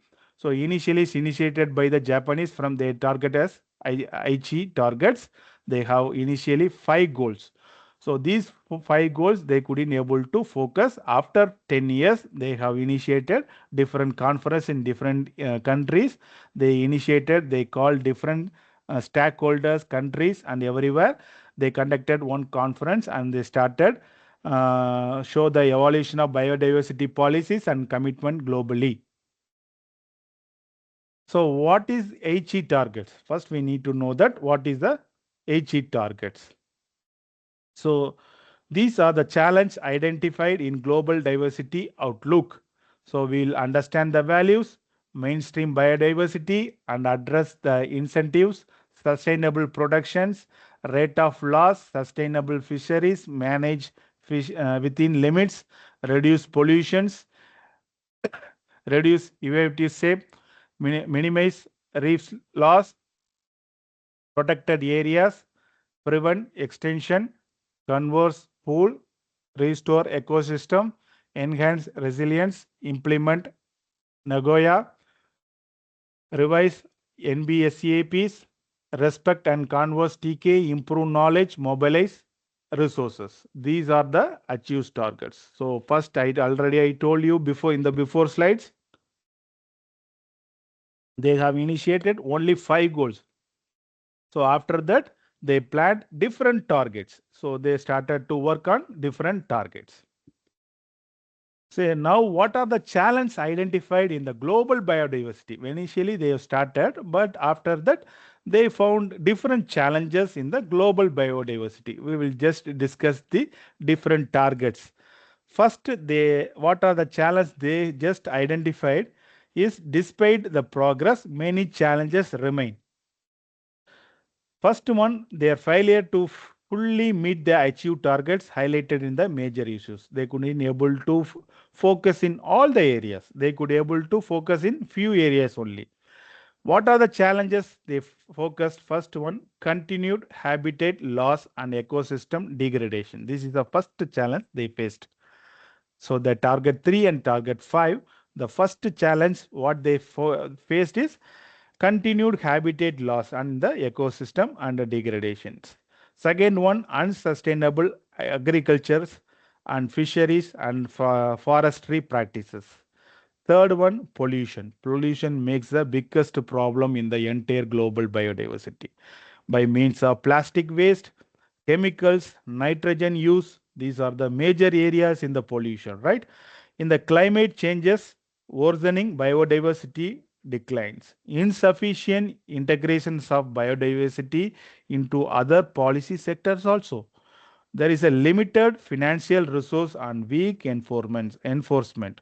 So even though they want to focus in all the targets, they couldn't able to do it because of the following reasons. These are the following challenges they faced. The global biodiversity outlook stress the need for transformative changes in the society, economy, and governance. Next, the goal in the life on land. So, what is the life on land? They have been focused. Here, all the fisheries and their stock of aquatic plants are managed and harvested sustainably, legally, and applying the ecosystem based on the approaches. So there are different great reasonable variations, positive or some countries, but data limited for many developing countries. And when you go for recovery plans and measurable in places for all depleted species, there are some fisheries have no significant and they have been threatened in the species and vulnerable in the ecosystem also. So some progress, we can say that long lining used in tuna fisheries. So when you take it in the Gulf countries, many they have just harvesting the tuna fishes. Tuna fishes is more valuable in Gulf countries. So it is more value and medically it is more useful for the human body. So this is most practices still impacting the vulnerable ecosystems. So in future, what they are saying that we need to save the tuna fisheries. Otherwise, it will after 5 years or 10 years, the populations of the tuna will be very less. So the impact of fisheries on stock species in the ecosystem and safe ecological limits, overfishing avoided, these are the problems will arise. So apart from the challenges, we have that pollutant. Already I told you the pollution is a biggest problem. So these problems will have that that will focusing on the pollution's excess nutrients has been brought to level that are determined to the ecosystem's functions biodiversity. In nutrients are very essential nowadays. Now newborn babies are suffers from the nutrients. Some countries they are just focusing on the nutrients for the childrens in the age from 5 to 10. The countries like Europe, North America are still determinants to the biodiversity, still rising in other regions, very high regional variations. There are coral reefs are minimized and to maintain integrity and functionalities. There are multiple anthropogenic pressures on other vulnerable ecosystems. and even in climate changes or even ocean acidifications are minimized. So what is that target they have focused? Insufficient information was available to evaluate the target for other vulnerable ecosystems. This includes habitats, mangroves, and mountains. So when you go for target target 12 and target 13. So when you go for target 12 and target 13, there is an extension of known threatened species has been prevented. So 2020, when you take that for bird and mammal species for evidence measurable have prevented. And when you see the list index still declining, no sign overall of reduced risk and grouping the species. Very large regional differences is also there. When you take target 13, the cultivated plant is maintained by the genetic diversity, and genetic diversities of farmed and domesticated animal is maintained. Genetic diversity of wild relative is maintained, and the genetic diversity of socio-economically as well as culturally valuable species is maintained. So these are the targets they focusing on the eco biodiversity. Next, we go for goal 15, life on learn. What is life on learn? Sustainability manage forest, combat desertification, halt and reverse land degradation, halt biodiversity loss. What is the target we need to go for? So when you go for life on learn, that will focus on protecting terrestrial biodiversity. So when you talk about the goal 15, sustainability manage forest, combat the halt of reverse land regradations. It directly addresses the land and freshwater ecosystems. It includes forest, wetlands, mountains, and drylands. So when you go for the target 2020, ensure the conservation and sustainable use of terrestrial and freshwater ecosystem. When you go for 2020, they have to promote sustainable forest management. They need to halt deforestation. That is very important. Everywhere now you can see this lot of buildings everywhere. They are just deforestation should be halt. Then restore degraded forest and increase afforestation. In 2030, what they need to do? Compact the desolation and restore degraded land or soil, striving for land and degradation neutrally. By 2030, conserves mountain ecosystem and their biodiversity. And by 2020, take urgent actions to reduce habitat degradation and prevent extensions of threatened species. So these are the target under the goal 15. So they how to promote fair sharing of genetic resources as internationally agreed. These targets link biodiversity with ecosystem, health, climate resilience, and global equality. So these are the targets under the goal 15. So apart from that, we have some more targets. What are the targets? Additionally, they have specific targets under the SDG 15. What is that? End poaching and trafficking. We call it as end poaching and trafficking. So of protecting species, when we have to address both supply and demand. So we have to address both demand and we have to supply of illegal wildlife products. And we need to prevent innovative alien species from spreading and harming land water ecosystem. Integrate biodiversity values into national, local planning, poverty reduction strategies and account. Mobilize resources for conservation and sustainability use of biodiversity.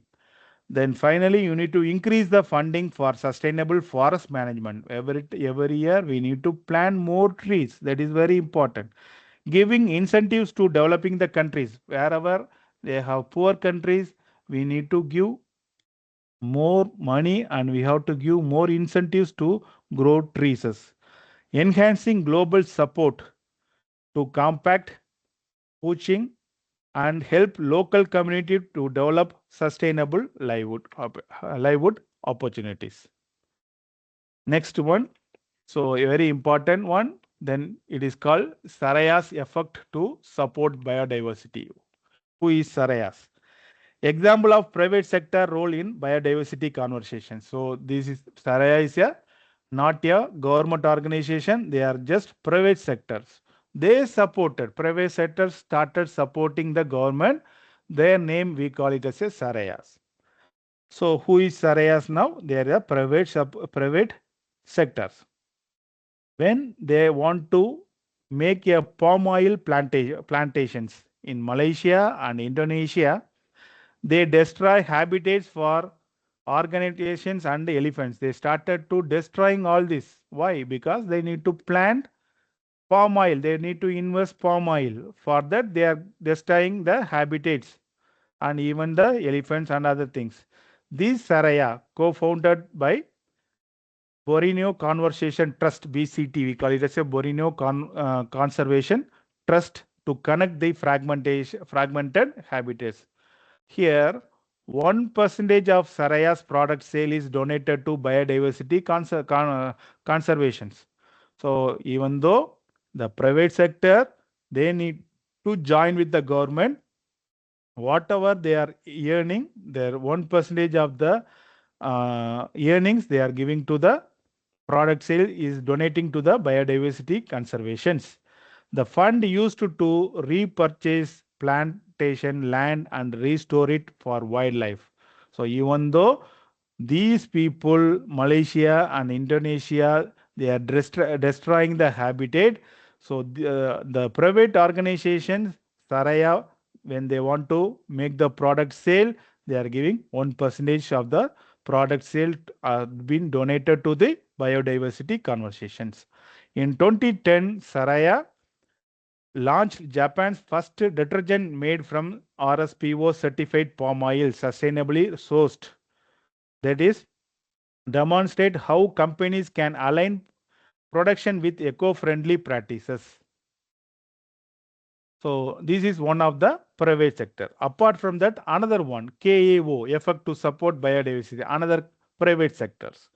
So another corporate examples of biodiversity support, KAO recognize its business rely on natural capitals, forest and raw materials. So they committed to zero deforestation in sourcing palm oil and paper. By 2020, they plan to target to use only sustainably sourced traceable palm oil. In 2015, 19 manufacturing sites of 16 KAOs companies obtained RSPO supply chain certifications. What is their aim? The aims to ensure all plants are certified for sustainable sourcing. This is the plan.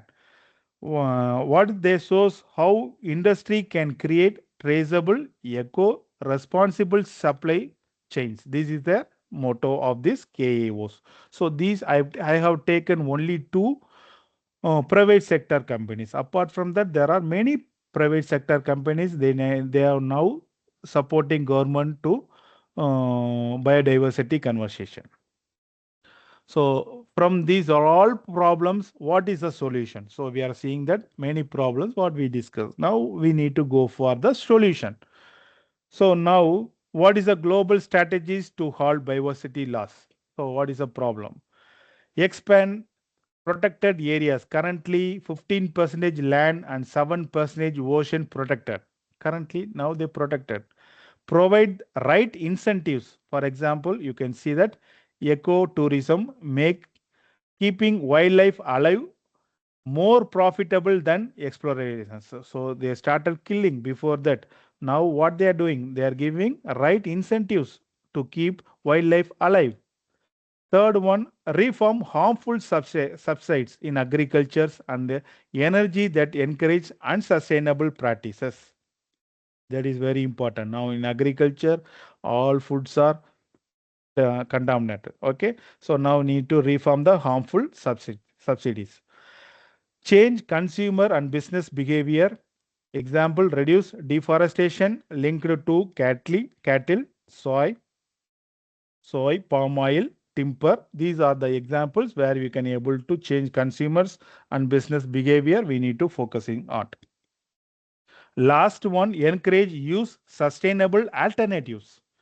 When you go for biodegrading detergent certified palm oil, we need to go for alternatives. So these are the possible solutions where we go for the biodiversity. Diversity. So apart from that,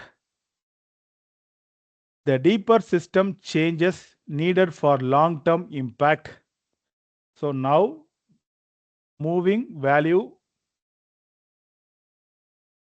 monetizing the value of biodiversity, the ecosystem services over the last 20 years, New York has spent 2 billion to protecting the natural watershed that supplies the city and clean water.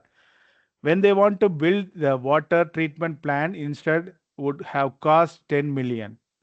So complying with the global strategy, they have CBD have many targets. Some are likely to be reached. For example, protecting 17% of the land and 10% of the ocean. So what they need to do, they need to adopt sustainable diets, less beef, more vegetables, and reduce food and waters and energy waste. Mainstream diversity into policies for agriculture, energy, water, and urban planning. Government should focus from short-term economic gains to long-term environmental benefits. Ultimately, a fundamental change in human lifestyle is essential and long overdue. These are the things, the possible solutions. All in all, a fundamental change is how we live in necessary and long overdue. So, what is the role of technology in conversations? So, whatever we discussed, the definitions for biodiversity, what is the problem, what is the solution, who initiated, which country initiated, what is the achieve, how many years they need to find they framed the goals, whether they achieved, what is the solution, whatever we discussed. Now we comes for the AI driven solution for the sustainable development. What is the role of technology in conservations? Whatever we see is the problems what we face in the biodiversity. Now we will see the what is the role of technology in conversations. So here there is an innovative technologies for biodiversity monitoring. We call it as a GIS, geographical information systems, drones, and AI. We all know that what is GIS, geographic information systems.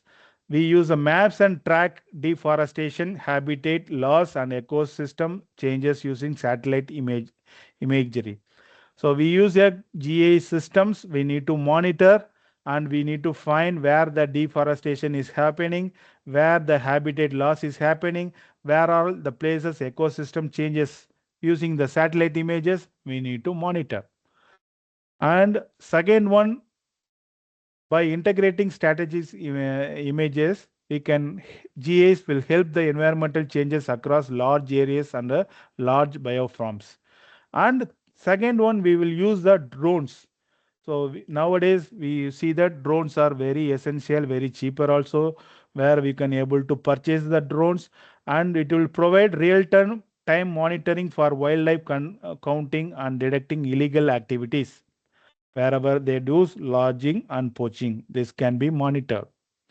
Third one important into our topic is AI, artificial intelligence. These artificial intelligence identifies species from images, sound, and videos and analyze large biodiversity data sets. These tools makes biodiversity monitoring, which will give faster, more accurate, and large scale compared to traditional field survey. So 15 years before, we don't have these facilities. If they want to do survey, They need to have, with the help of human, they need to do the traditional field survey. They need to go inside the forest. They need to check. They need to have some cameras. Now, GIS, drones, and AI technologies helps the ecosystems for transferring the biodiversity monitoring. Now we'll check how it will works, and we'll check the applications. First, GIS, we will check that.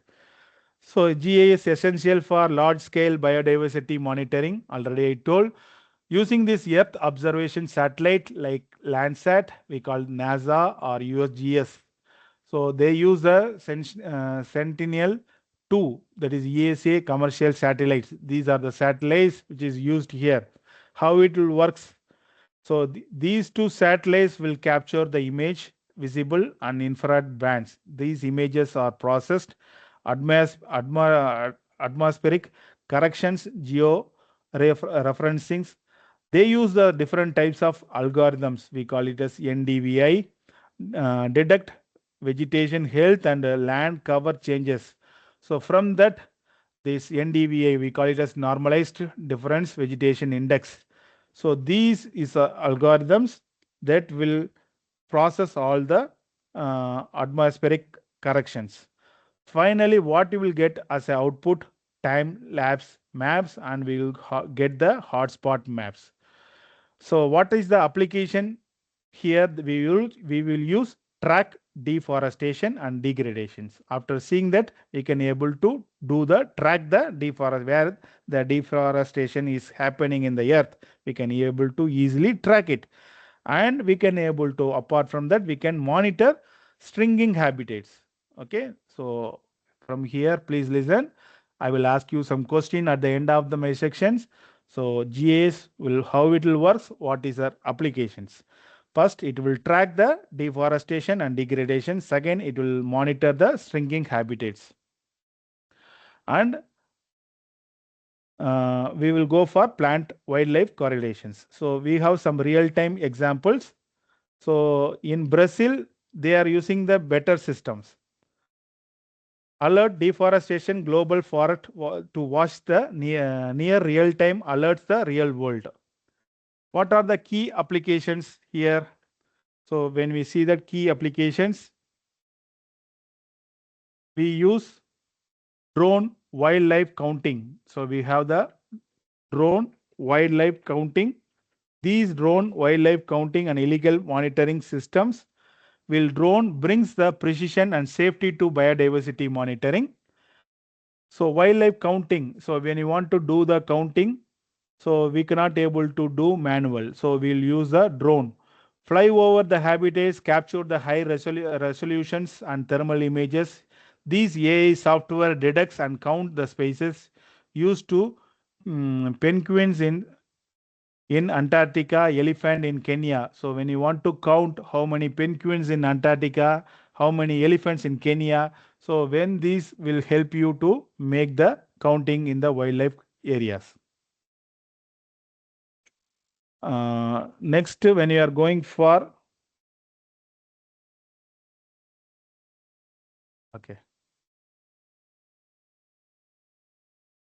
Next, third one, when you go for AI specifies recognition and data analysis, these AI intelligence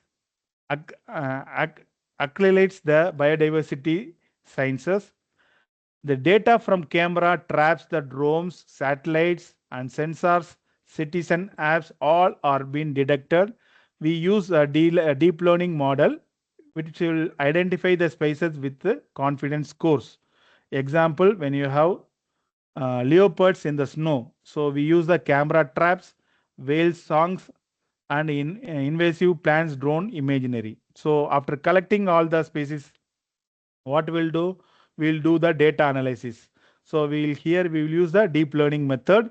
Here the track population trends and migrations, links human activity biodiversity, and predicts future distribution under the climatic changes. Example, we can say that WWF, and which will use AI for trigger reserve planning, and marine AI predicts the coral bleachings. So here. So these are the real-time examples here. So these real-time examples will tell you what are the once again. So how it is going to make in the Amazon rainforest, it is going to make it here. So when you take this in the targets, we will have that GIS landscape imaginary has been used for illegal logging and fires. If there are any fires in the forest, we will use the GIS. The real world examples will show you the GIS with the use of GIS, how it is going to work with the technology. And if you take in Brazil, so in the Brazil, what they are using? They are using the deter system. So these deter systems will alert the deforestations. So anyone is cutting the tree without the permissions from the government or anything. So the Brazil, they use a deter systems using satellite. It will alert the authorities, and within the days, so they can able to capture the unwanted persons, and they can alert the systems. And in Indonesia, they use the sensational 2 images, and global forest watch, they will use the multiple satellite sources to watch the them. And what is the advantages and what is the limitations here?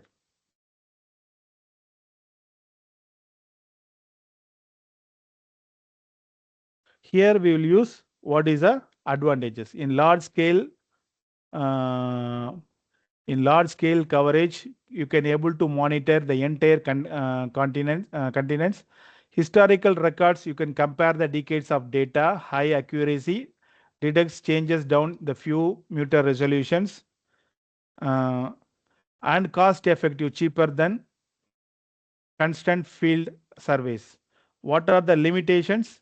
Here you can do the limitations by cloud cover issues, especially in tropical areas.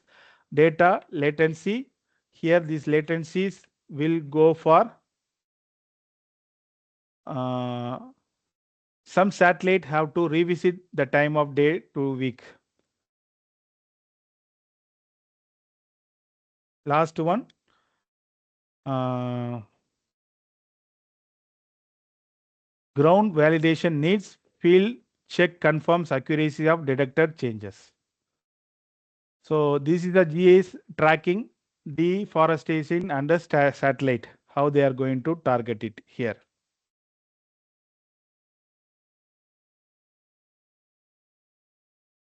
So here you can see this diagram here, how they are going to globally monitor the biodiversity here. So in they are just taken the pictures of in the year 2000, 2005, 2010 and 2015. So from these, how they are just capture the images by making that how they are going to make the deforestation hotspots. They need to find the hotspots where the deforestation is happening here. So what is the purpose of drones and wildlife and illegal counting monitoring? So I already told that. So when you are using the wildlife counting, fly over the habitats. When you are going to capture high resolutions, when you are using this AI software, detects the count spaces we use. I already told that when you are in Antarctica, when you used to count how many penguins, and when in Kenya, when you need to count the elephants, we use the drones to count the pin. How it will works? So it will works by flight planning, define flight path over the habitats using the GPS. We will use the image video to take the picture, and after taking the picture, we need to do the data processing. This AI detects the counts and identifies the species automatically and analyze the compare the data across the different sessions under the trends. Then illegal activity monitoring. So how there it is going to monitor. So they need to detect and prevent activities like poaching, illegal logging, So here they will use the surveillance flight patrols everywhere. They need to check that where the deforestation is happening here. Thermal images will be collected, detects the human at night, real-time alerts, evidence collections, and these will be happening here. So when you take the drone, so we know that what is the performance of the drone. So what is the battery life? Drone will work in certain limit only. So we need to charge for 20 to 40 minutes before using these drones. So what is the drone capacity time battery is 20 to 40 minutes. So weather sensitive, poor performance in rain and strong winds. And when you go for legal restrictions, some regions require special permits. When we go for data overload, requires skilled staff for image analysis. These are the things. Then AI specifies recognition and data analysis. Here we use artificial intelligence accelerates the biodiversity sciences. I already told we are going to collect all the data from the camera traps and drones, satellite and acoustic sensors, citizen apps that we use. We call it as we have two different data collection. We call it as a iNaturalist and eBird. These are the two data sets where we are going to collect the data from the cameras and drones. These we use the AI models. Example, we use the deep learning, which will identify the space with the confidence sensors.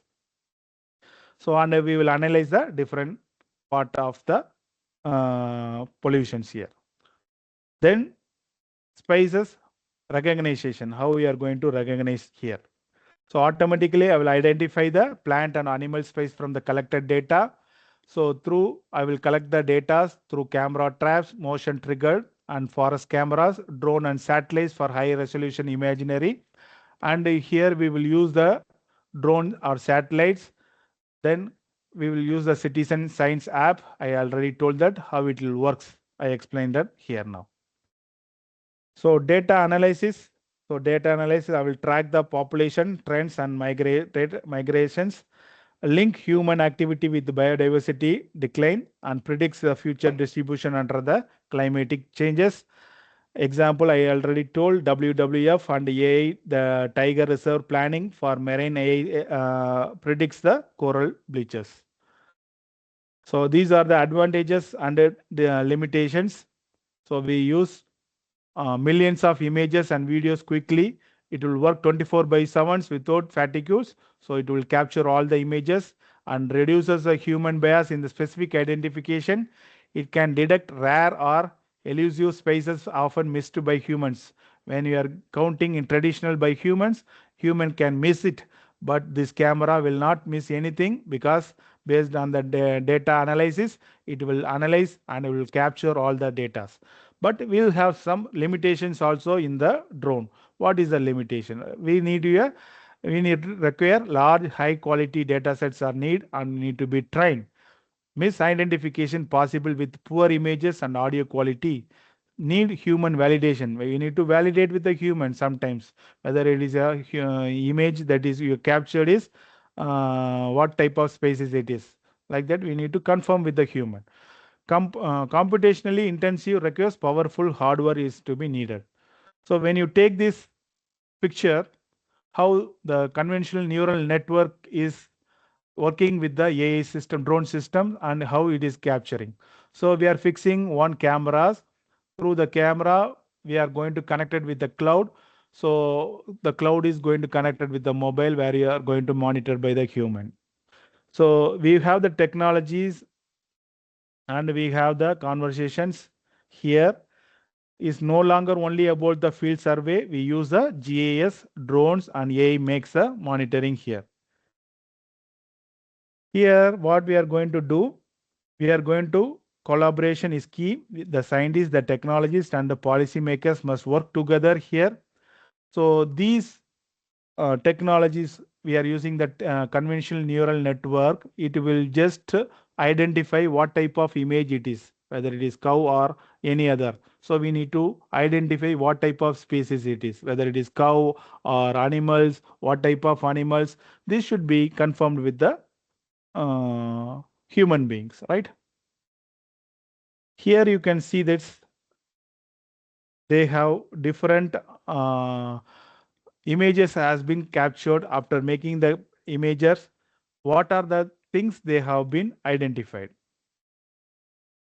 So how they have been identified here. So here you can see that technology here they have mentioned here for traditional as well as the technology here. So in innovative technology, how they are going to take it here. So here they have compared with the covering, accuracy, and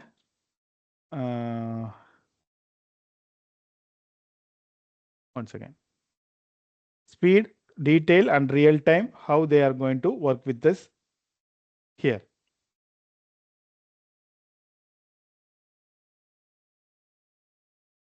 So when we take these technologies here, how they are automatically identify the plant or animal species from collected field data. So how they are going to reduce the human effort by increasing the accuracy and allow the large scale monitoring. So here they use the different applications for analyzing the data. They will use the AI in data analysis. From the data analysis, how this this convolutional neural network will work and will analyze the species recognition. This CNN is a type of deep learning algorithm widely used in image and video analysis. This is automatically learned to detect the patterns and features in image such as shape, texture, and color. How it will works?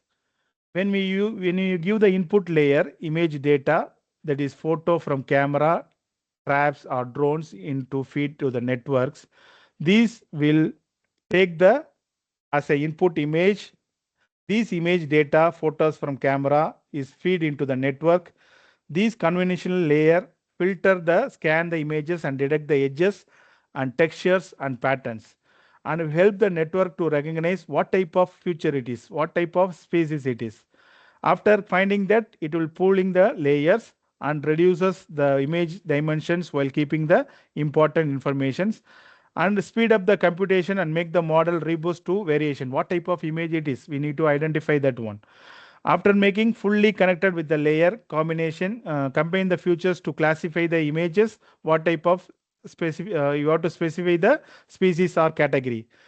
After categorizing, what will be the output? It will provide the space identification along with the confidence score. So what is the application in the biodiversity? So here, before I will go to the biodiversities, I will tell the applications. Here you will identify the wildlife from camera trap images. You can detect the invisible plant species from the drone, and you can able to make it detecting invisible plant species from drone imaginary. You can recognizing marine species from underwater footages.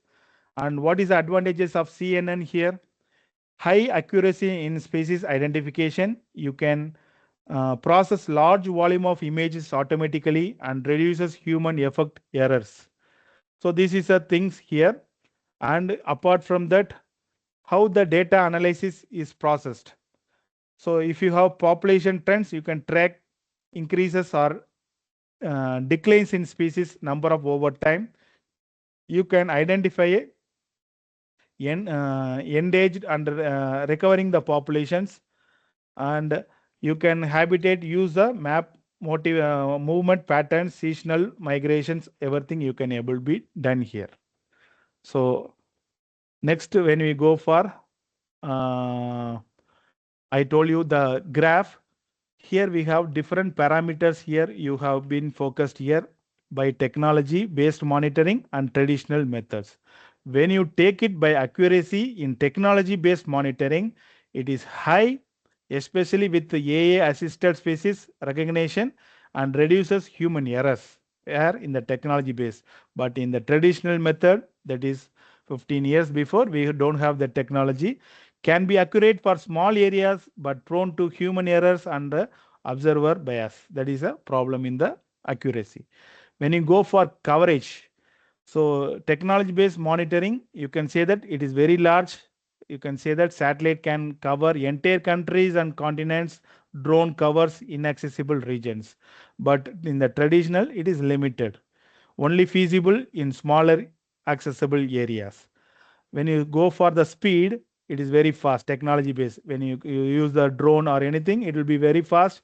AI can be process millions of images you can capture quickly. Real time alerts can be given to as possible. But in the traditional, it is very slow. Field teams has to be collect first, then they need to analyze it manually, and they have to take weeks or it will take even months and years for making that. So speed is comparatively, technologies is more. And when you go for cost effective for large scale repeated monitoring, initial investment is high but reduce long term cost. But traditional, it is expensive for large areas due to labor, travel, and you can say that equipments they need to purchase, recurring costs are high. And what is the detail? It's a high resolution image and imaginary and the sensors has to be provided, and we need to collect fine spatial and temporal details are collected detailedly in the technology based.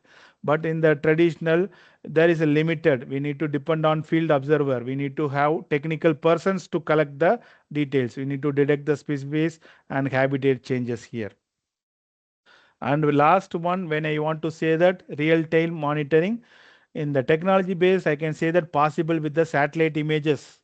We can use the drones and AI technologies, enabling the rapid response of threats, whatever it is, we can able to collect it in the technology space. But in the real time, there is a rare data is collected periodically, not regularly. Periodically, they will collect it, there will be a lag behind the real times. So these are the parameters where we cover the difference between the technology and traditional methods.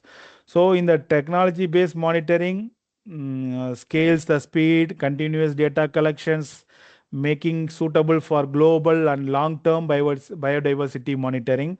But in the traditional method, we need to go for ground validations, we need to have behavioral studies and detailed field observations than technology whatever we are using now. The best approach, hybrid strategy combining technology for broad monitoring and real traditional methods for verification and economical insights are done. So I'll go with the conclusion. Here, conclusion, I can say that modern technology is transferring biodiversity conversions. First thing, shifting from traditional method, it is most important because biodiversity conservation is no longer limited to manual field surveys. Okay, modern technologies are enhancing efficiency, scale, and accuracy in monitoring ecosystems. And the role of GIS, geographical information systems, it will maps and tracks the deforestation, habitat loss, and ecosystem changes over time and provide species insights essential for planning and conservation strategies. And we go for the role of drones is offer the real-time high resolutions monitoring of wildlife and habitats. It will detect illegal activities like poaching or logging in remote or dangerous areas. And finally, when you go, role of the AI is to accelerate the species identification from images, videos, and audio recognitions, recordings, etc. And it will analyze large biodiversity data sets quickly, supporting rapid decisions making.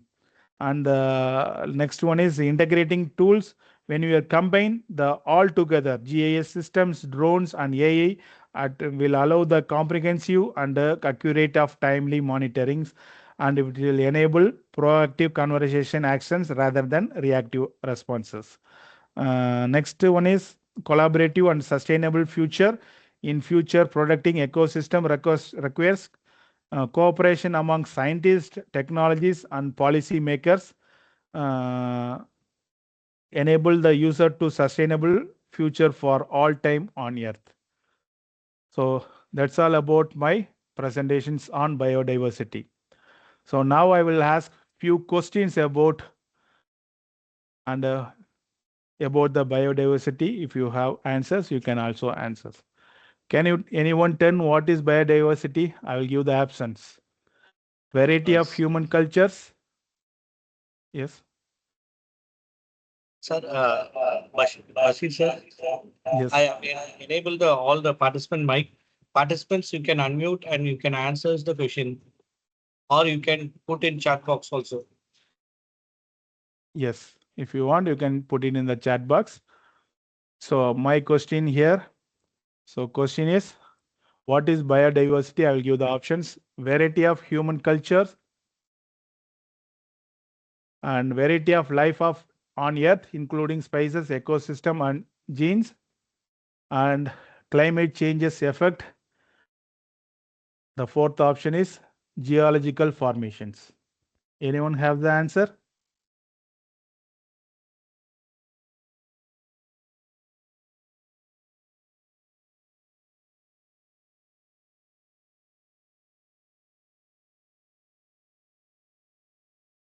Okay, if you don't have the answer, I will let me give the answer. The answer is variety of life of Earth, including species, ecosystem, and genes. Next question.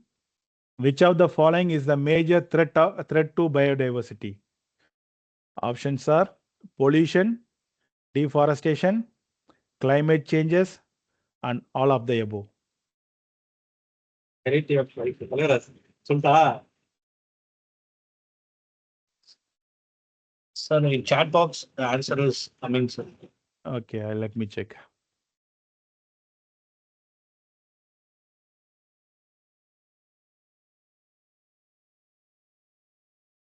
D is the correct answer. So third question, what percentage of land is currently protected worldwide? 5%, 15%, 30%, 50%. So I need to check the chat box.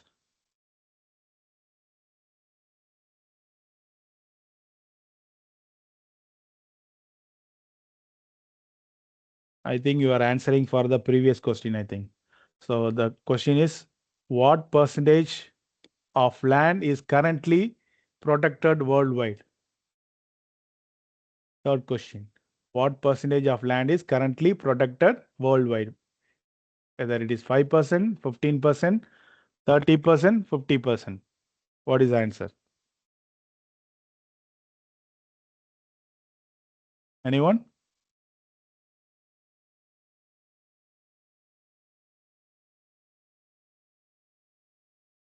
15%. Correct answer. I think Preeti. No, sorry. Sarada. Sarada has a correct answer. Question number 4. Palm oil plantation affect biodiversity because I told you palm oil, which is been cultivated in Indonesia and Malaysia. So they have the problem. 4 types of answer. One is they reduce soil fertility. B, they increase rainfall. They destroy habitats of endangered species. Number 4, they reduce pollution.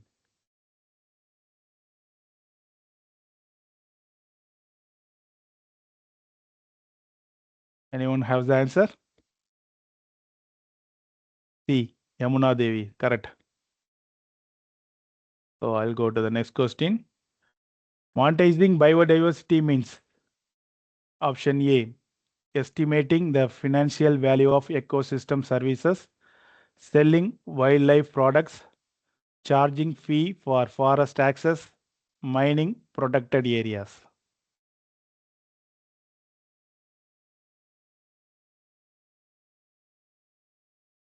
Anyone has the answer? Can I tell the question, answer the questions again?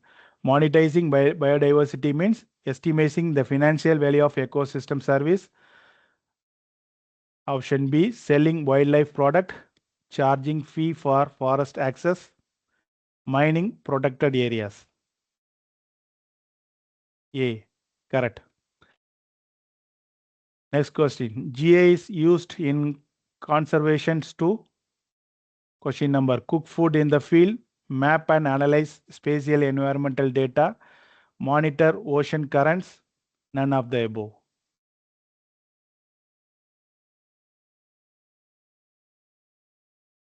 GIS is used in conservations to option A. We map and analyze there in chat box.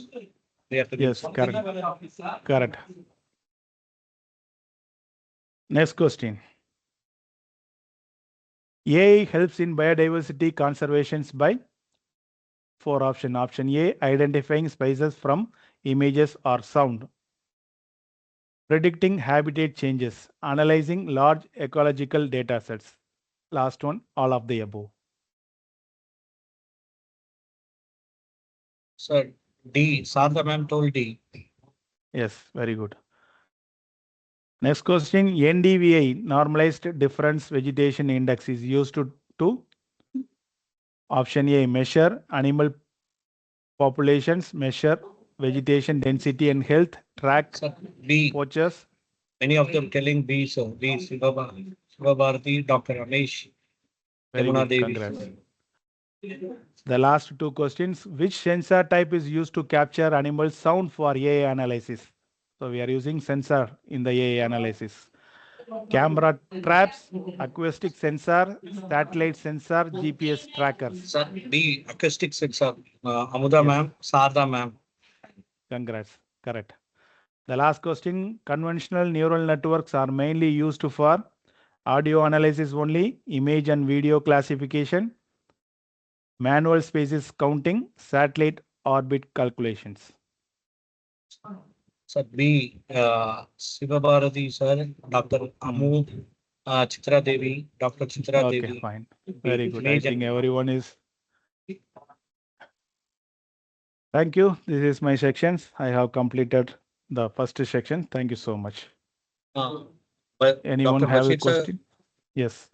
yeah, any question you can ask regarding this session, participants, you can unmute your mic or you can put in chat box.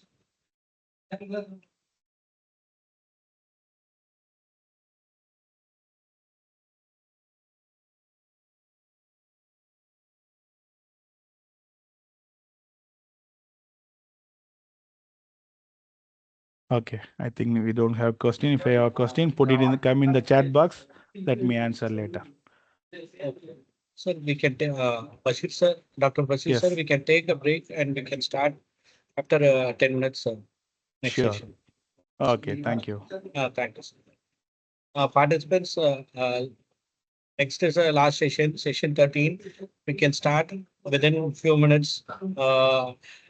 Few minutes means 5 we can start. Now is 4:55. We will take 10 minutes break. Please, participants, please stay in the meeting itself.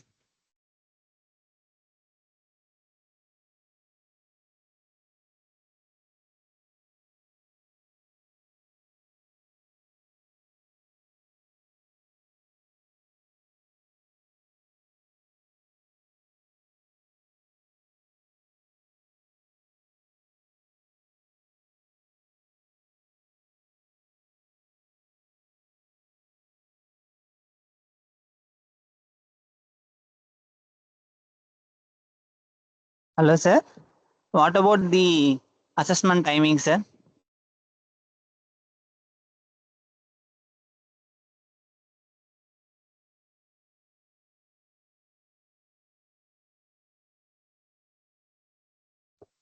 It's 40, sir.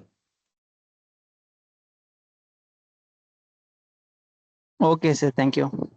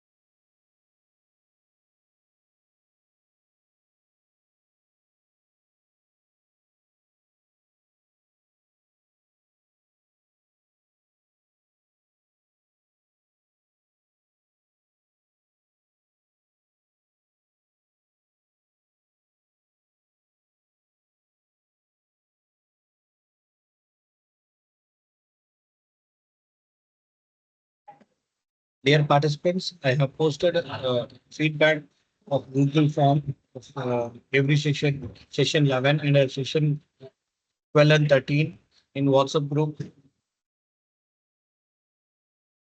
And also I have enabled the feedback of ATAL portal login.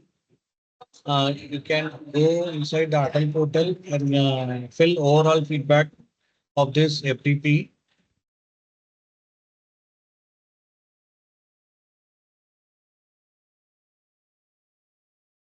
We can start the session within few minutes. Please fill all the feedbacks and then attend the session.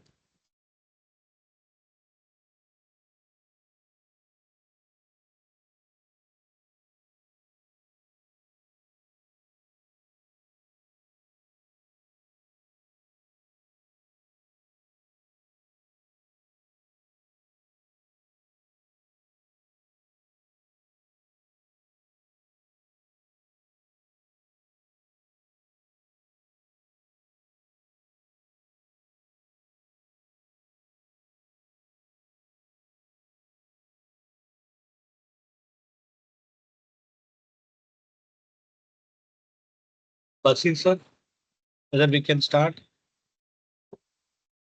Yes, sir.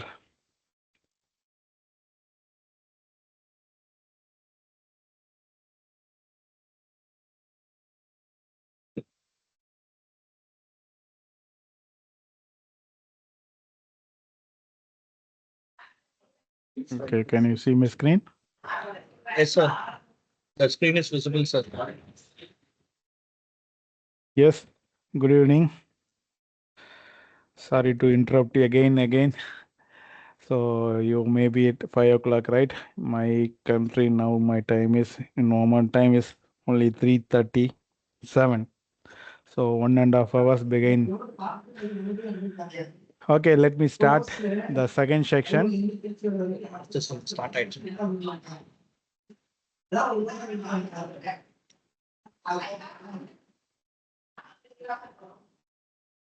Can I start? Yes, sir, we can start, sir. Yes. So the second title we go for peace, justice, and global partnership, sustainable development goals.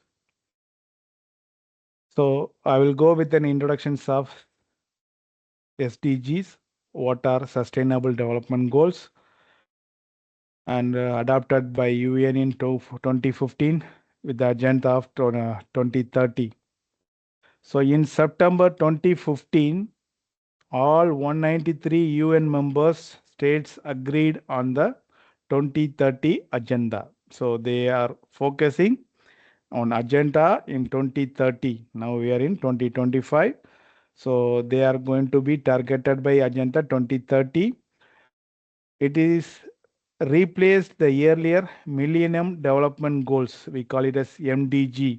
So when they have initiated the first step, they keep the name Millennium Development Goals. So the agenda set 17 goals and 169 specific targets to be achieved in 2030.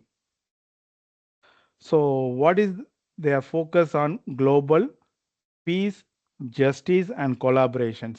What is peace? This Sustainable Development Goal 16 promotes peaceful and inclusive societies, justice, and strong institutions. Without peace and stability, sustainable development cannot be achieved, right? Same thing for justice. It calls for reducing inequality, ending exploitations, corruption, and ensuring fair access to the justice for all. What is collaboration? So I'm telling about the peace definition, justice, and the collaborations. These collaborations will comes under the category of Sustainable Development Goal 17, which highlights the need for global partnership, countries, private sector, civil society, and individual working together to mobilize and share the technologies and finally they build the capacity. So this is a focusing on peace, justice, and collaborations. So in overall, these sustainable development goals, what is the aim of this SDG is to end the poverty and hunger everywhere. They will need to protect the planet by combating whatever we have the climate change, preserving biodiversity and promoting sustainable consumptions. So biodiversity, whatever we discussed in the last section. So now we are going to promote the prosperity through inclusive in the education, gender equality, decent work and economic growth, strengthen global partnership to solve challenges collectively. So here we will emphasize why these goals are foundational for the UN Sustainable Development Goals. And we will discuss without peace, justice and collaborations, sustainable development cannot be achieved. So peace, justice and collaboration is very important in the sustained development. Without these three category, we cannot able to achieve this.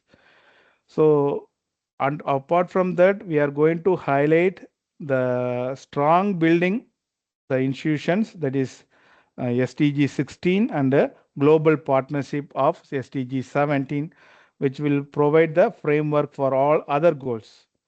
So here the UN Secretary General reinforcement is very important in this category. So now we will see why this SDG 16 and 17 are critical. The Sustainable Development Goal or set of 17 global goals adopted by the United Nations. Already told they adopted 17 goals in 2015. Apart from that, in 2030, they have an agenda for sustainable development. I already told in the last slide, same thing. They provide the shared blueprint for peace, prosperity and environmental protections with the visions no one is left behind. That is very important highlight. No one is left behind. We need to take care of everything. Here the breakdown, we can see that foundation of all this SDG. So SDG 16 will speak about the peace, justice and strong institution, which will ensure the stability, rule of law and trust in governance. And the SDG 17 will speak about the partnership for the goals. You understand the difference between SDG 16 and 17. But SDG 17 will enable the global collaborations, and we will say that resource sharing, and finally we will go for the innovations. Without these two, when we are progressing with the other goals like poverty, education, health or climate actions cannot be sustained. So there is a quote we have: without peace, justice and strong partnership, sustainable development cannot succeed. So SDG 16 will build strong institutional and justice systems and protect the right and reduce the corruptions. And SDG 17 will connect the nations and business and communicate to pool resources and expertise. So there can be no sustainable development without peace and no peace without sustainable development. So both two things are most important. So developing without peace and no peace without sustainable development is most important. So when you speak about the peace, justice and strong institutions, we have three different subcategory. We have promote inclusive society, provide access to justice for all, build accountable and transparent institutions. What is promote inclusive societies? We need to include all the and promote the societies by encouraging participation of all groups in decision making, and by grouping all this participation, which will reduce the violence, conflict and discriminations. This will make the promote to inclusive all the societies. Second one, we will promote access to justice for all. This will ensure equal rights before the law. So when they frame the law, so that will ensure that equal rights to everyone. and this will strengthen the legal systems to protect the vulnerable and marginalized. Okay. Finally, we are going to build the accountable and transparent institutions. This will reduce the corruption and bribery. And we can say that it will ensure not only corruption, the government, it will ensure the government and organization are open to everyone and fair and trustworthy. From these three categories, we can say that without peace, justice, and strong institution, development effort fails.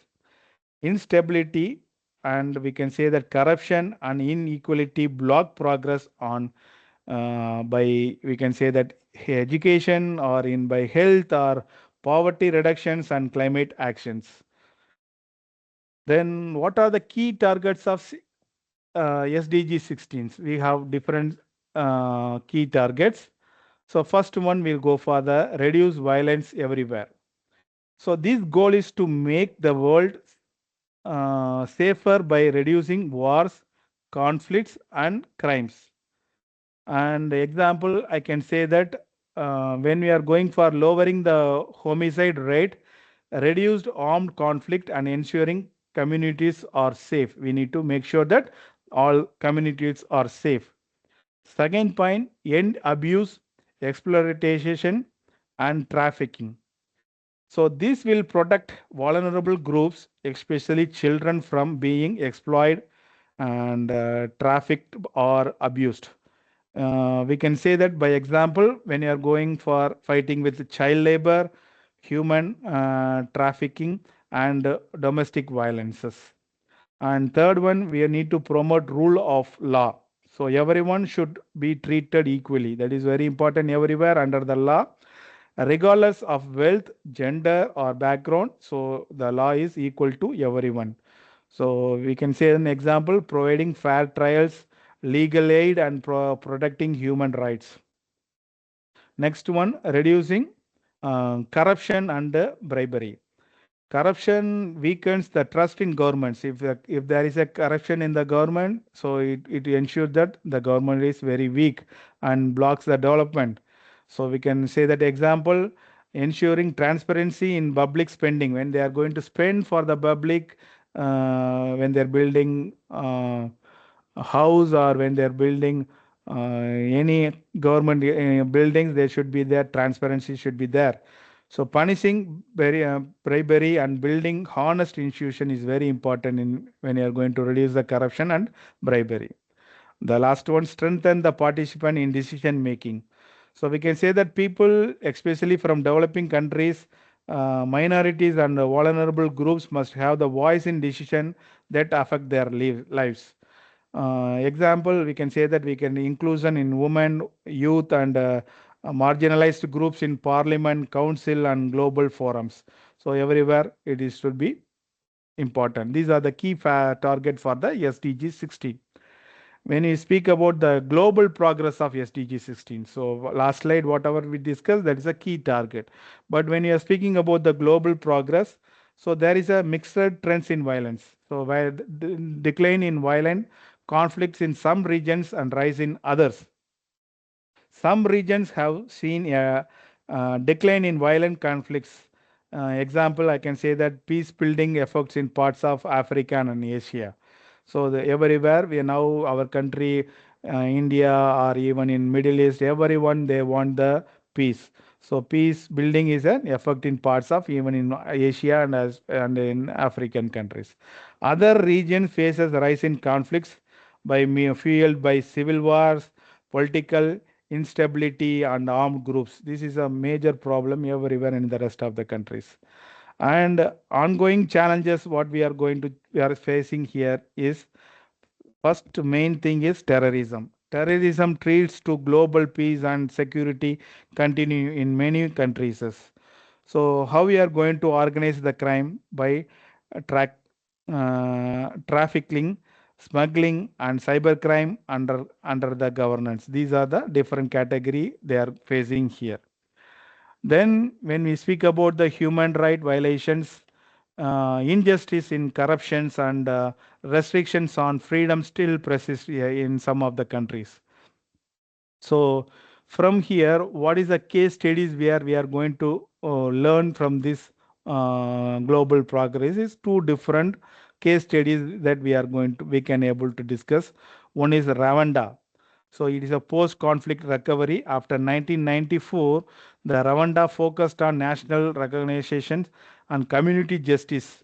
We have that one quote we called Gagaka quotes. So they are building the strong governance structure, showing how peace and justice can rebuild the nations.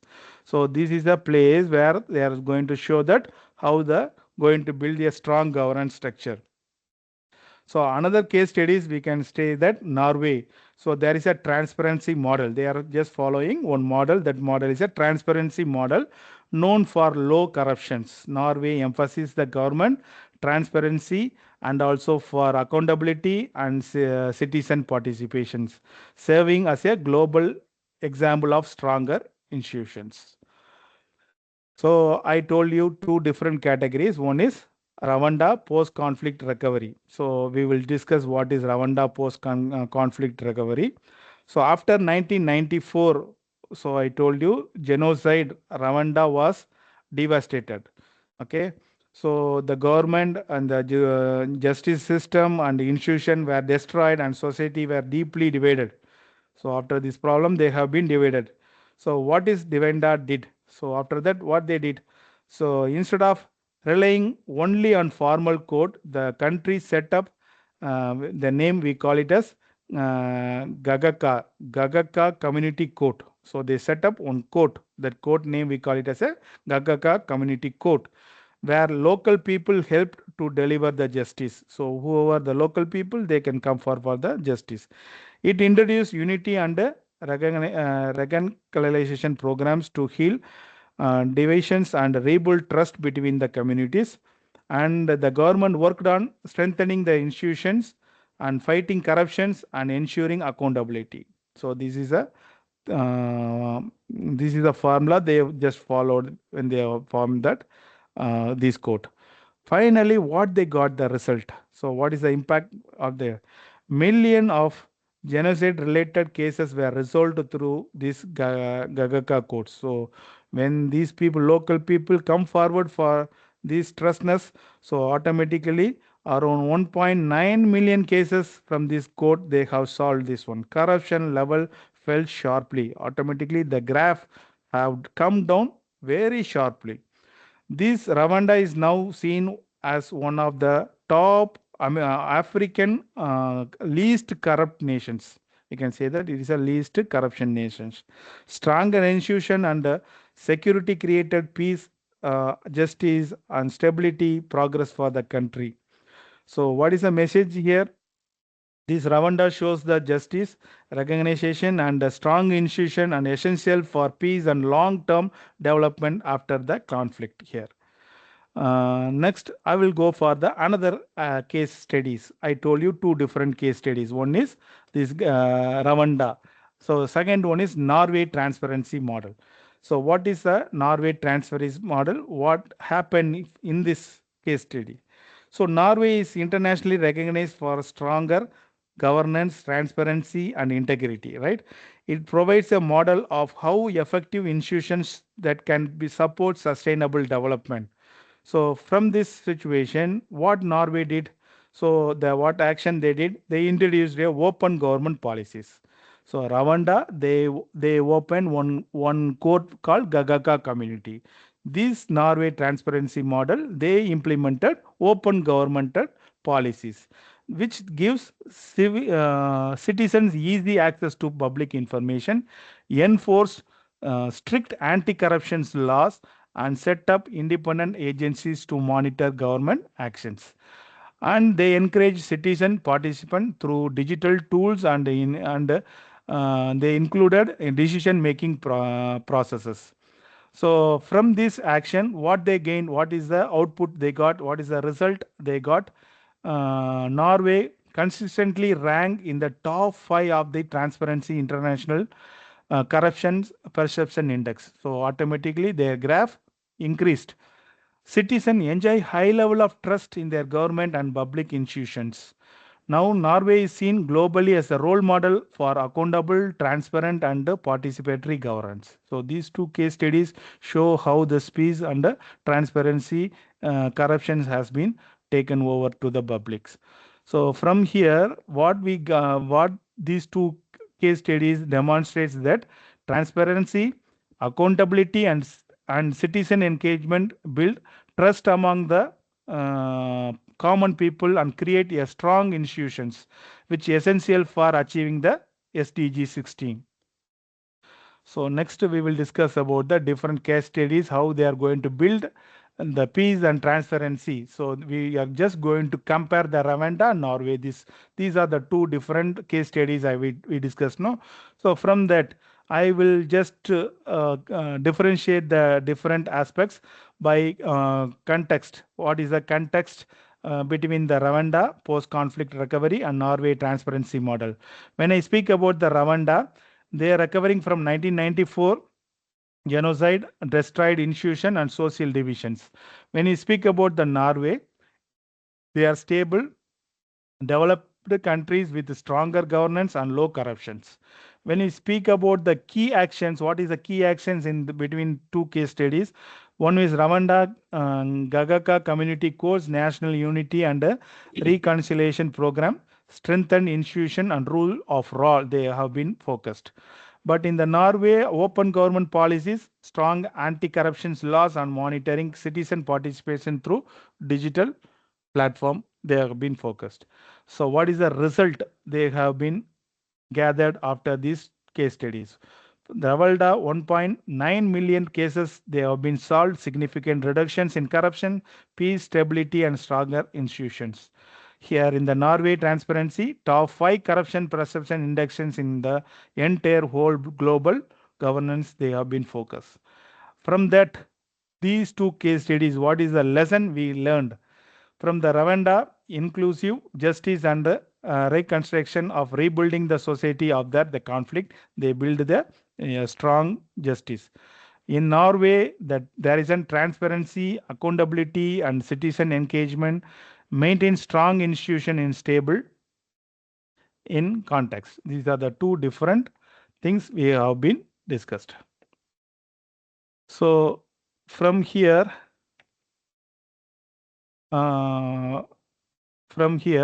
there is a partnership for the goals. So what is a SDG 17 partnership for the goals? There are different partnerships for to achieve the goal 17. One is strengthen global partnerships. So enhancing the international collaborations. So countries and organizations and communities works together to achieve the sustainable development worldwide. We need to focus on different countries. Who are the countries and the organization communities? When they are going to work together, then only they can able to achieve the sustainable development. So example, I can say that a joint program to fight climate changes. That is very important nowadays. So climate changes is very global. Climatic changes is very important. So we need to conduct a different joint programs to fight about the climate changes. And then that is very important. Second one, mobilize financial resources. So there are some developed countries that they provide financial support. Nowadays, UN from developed countries like Russia, US, so they need to spare the financial support to developing nations through aid, investment, or innovative financial mechanisms. What is the purpose of making this financial support? To ensure all countries have the resources to achieve this SDG. That is very important. So mobilizing financial support is to stabilize the all countries to have the resources to achieve this ADG. Third one, share knowledge, technology, and innovations. Promote global access to science, technologies, and data to speed up the development. Example, sharing renewable energy technology or digital tool for education and healthcare. And then the last one, enhance trade and fair corporations. To encourage the rule-based, we call it as a open or fair trade systems that will benefit all countries. What is the goal for this one? To reduce trade barriers, support developing nations, and foster economic grown globally. So these are the important partnership for the global interior. From here, what we are going to learn in the SDG 17, this will ensure no country work alone. We need to work together with all. Partnership, finance, technology, and fair trade are the essential part to achieve sustainable development for everyone and everywhere. That is very important here. So when you go for key targets for SDG 17, so what are the target we need to focus? So there are 4 different targets we need to focus. One is in the finance, second one is technology, third one is trade, last one is multi-stakeholder partnership. So finance, when we speak about the finance, mobilize the domestic and international resources.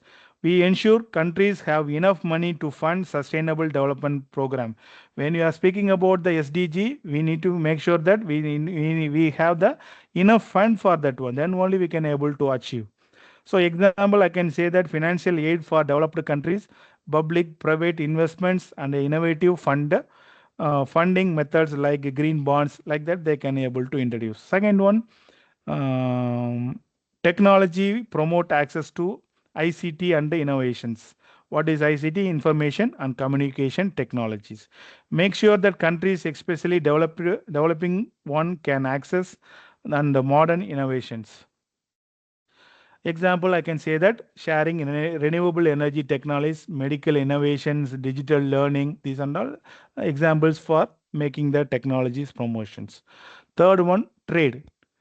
These trade universal rule based open trading systems, which will promote fair trade practice where all countries can participate equally in the global economy.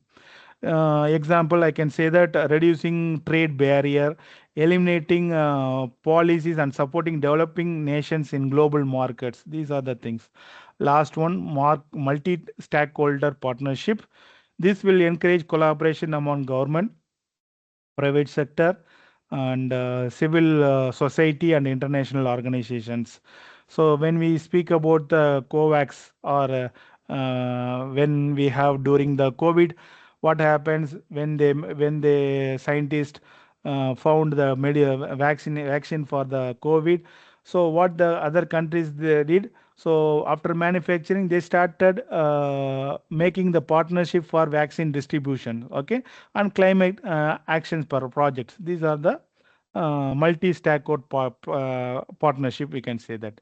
So from here, what I can able to say that, so SDG 17 will work together globally and sharing money, technology, and trade opportunities and partnership to ensure all countries can achieve sustainable development goals. And when I speak about the case studies of global partnership, I already told in the last slide. So during the COVID period, we need to have the vaccine distribution. So we need the vaccine. The global vaccine is being manufactured. The purpose to ensure fair access to COVID-19 vaccines, especially for low and middle income countries. That is very important. Uh,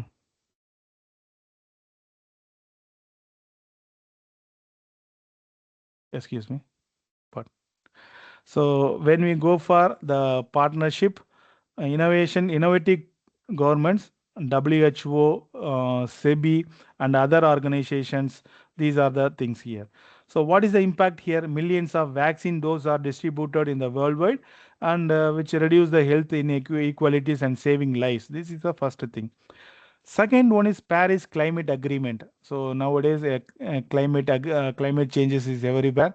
So one agreement every countries has been accepted. That agreement is done by the France. That is called Paris. So what is the purpose of this one? Unite countries to combat climate changes by limiting global warming and reducing greenhouse emissions. So around 200 countries coordinate actions, share technologies, and fund climatic adaptation projects has been implemented. From this, what the impact they have gathered, strengthening the global cooperations to protect the planet, especially supporting vulnerable nations. Okay. The last one is technology transfer for renewable energy in developing countries. What is the purpose of this? To share sustainable energy technologies like solar, wind, bioenergy with countries that lack resources they can able to share. The partnership, the government, private sector, international organization collaborate to provide technology and training. From this, what the impact they gather, so they can accelerate uh, clean energy adaptation, reduce emissions, and promote sustainable development. So from that's what we gathered. So it is possible to tackle complex global challenges in health, climate, and energy. No single country can solve none. So with one country, they cannot. You need to get help from other countries. So that is very important here. What is the interconnection between 16 and 17? So first we discuss about the SDG 16 and we discuss about the SDG 17. Now what is the interconnection? What is the interconnection between the 16 and 17? So we have stable and just institution create trust in government and society.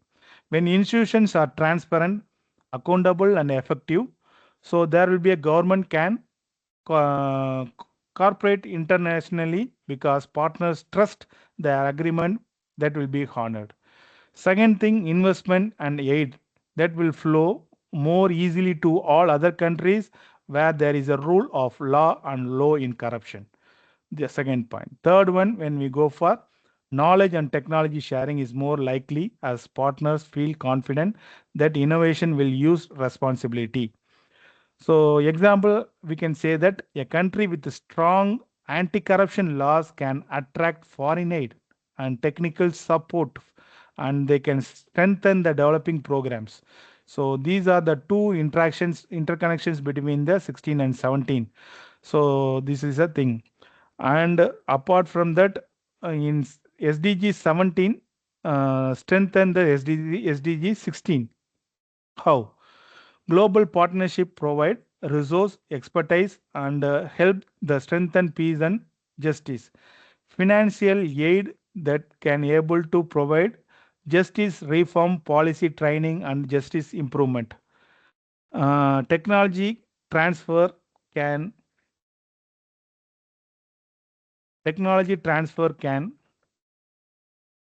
improve the laws enforcement and data management. So some international collaborations whatever they made that can support the anti corruptions and they can help to resolve these conflicts. And when we speak about mutual dependency, without 16 partnership with 17, only I have 17, I'm not following 17 means it failed because there is no trust, there is no accountability or peace. So without 16, only I have partnership means there is no trust, there will be no accountability, there will be no peace. So resource must be misused or initiative could collapse. But same time I can say that without 17, if I'm focusing only on 16, not focusing on 17, what will happen? Countries may struggle to develop the stronger institution because lack of resources. There will be no technical known international, there will be no collaboration. When they are work together they form the reinforcing sizing. So without 16 I cannot go for 17, without 17 I cannot go for 16. So both are mutually dependent. So when you are going for strong institution, you need to go for effective partnership. When you go for effective partnership, you need to go for more resources and collaboration, and this will make the stronger foundations. So I will tell you some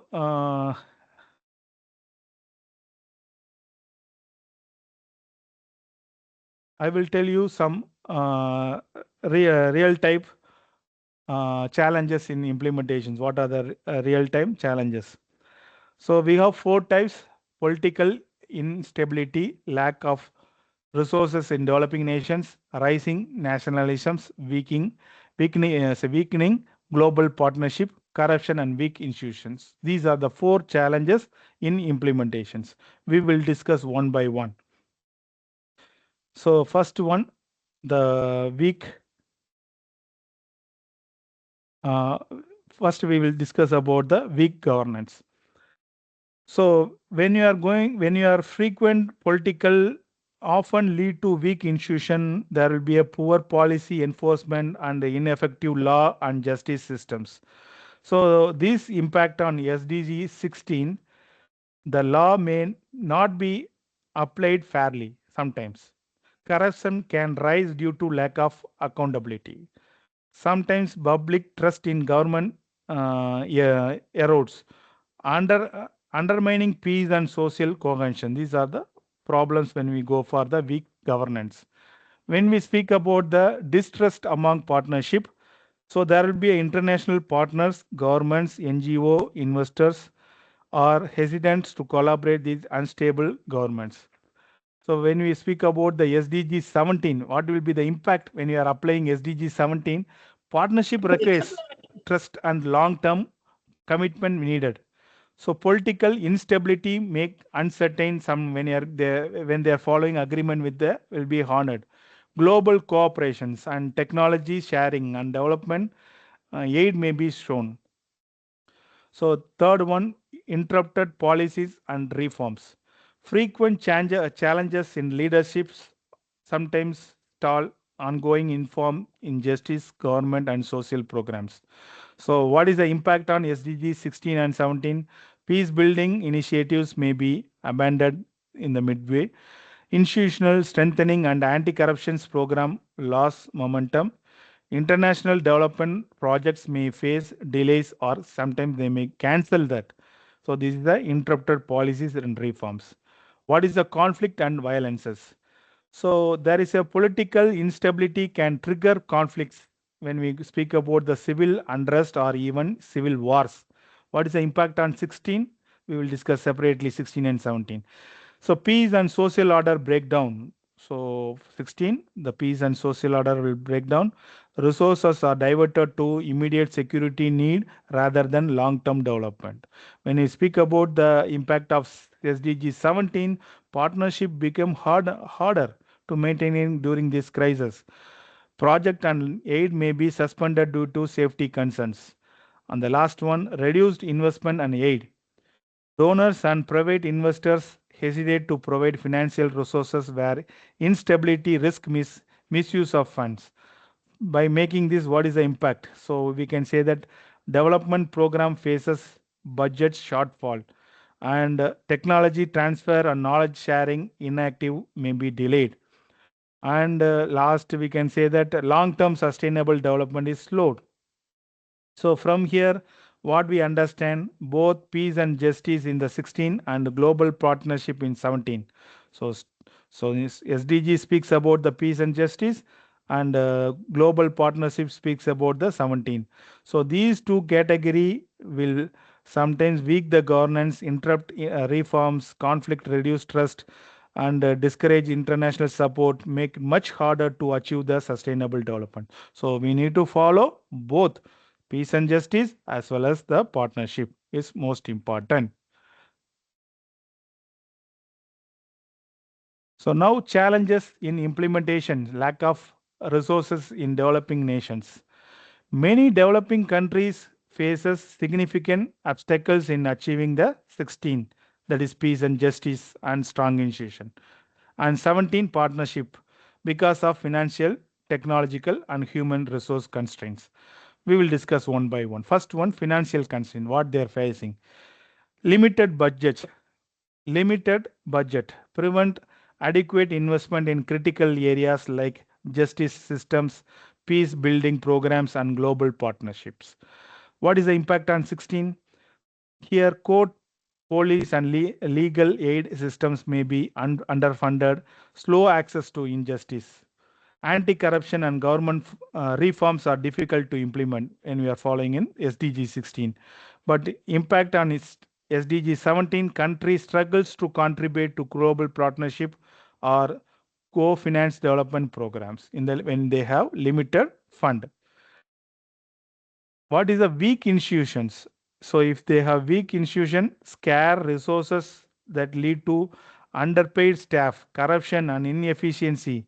So what is the impact on 16? Public institution cannot enforce the laws effectively. Citizen may lose trust in the government due to poor service delivery. So there will be a long-term consequences. So it will be you cannot able to maintain, or you have to struggle to maintain the peace, justice, and accountability. This is a weak institution. Third challenges is to technology gaps. These technology gaps, lack of access of modern ICT, data systems, and innovations limit partitions in global knowledge sharing and collaborations. So here the technology gaps, SDG 17 impact, countries cannot easily share or receive technology experts. So if they don't have partnership, they cannot able to share the partnership. Development projects can be less effective without modern tools for monitoring, governance, and service delivery. If they invented new technologies, they could not able to share among themselves. This is the fourth challenge is limited human capacity. If there is a shortage of trained professionals in law, governance, and diplomacy, weaken the program implementations. What is the impact? Justice system may face backlog or inefficient operations. International negotiations and partnership and collaborative projects may suffer from the lack of skilled personals. And the last one is dependence on aid. In many developing countries, they are relying on heavily on foreign assistance for peace building, justice reform, and partnership. Right. So, what is the risk they are facing? Progress can stall if donors' priorities changes. There will be the external political or economic crisis can directly affect the local SDG implementation. From these challenges, what we learn, there will be a lack of resources in developing nations. They will create the cycle of fragility. Weakness institution and insufficient fund reduce the effectiveness of just peace and partnership. This will slowly slows down the progress of 16 and 17.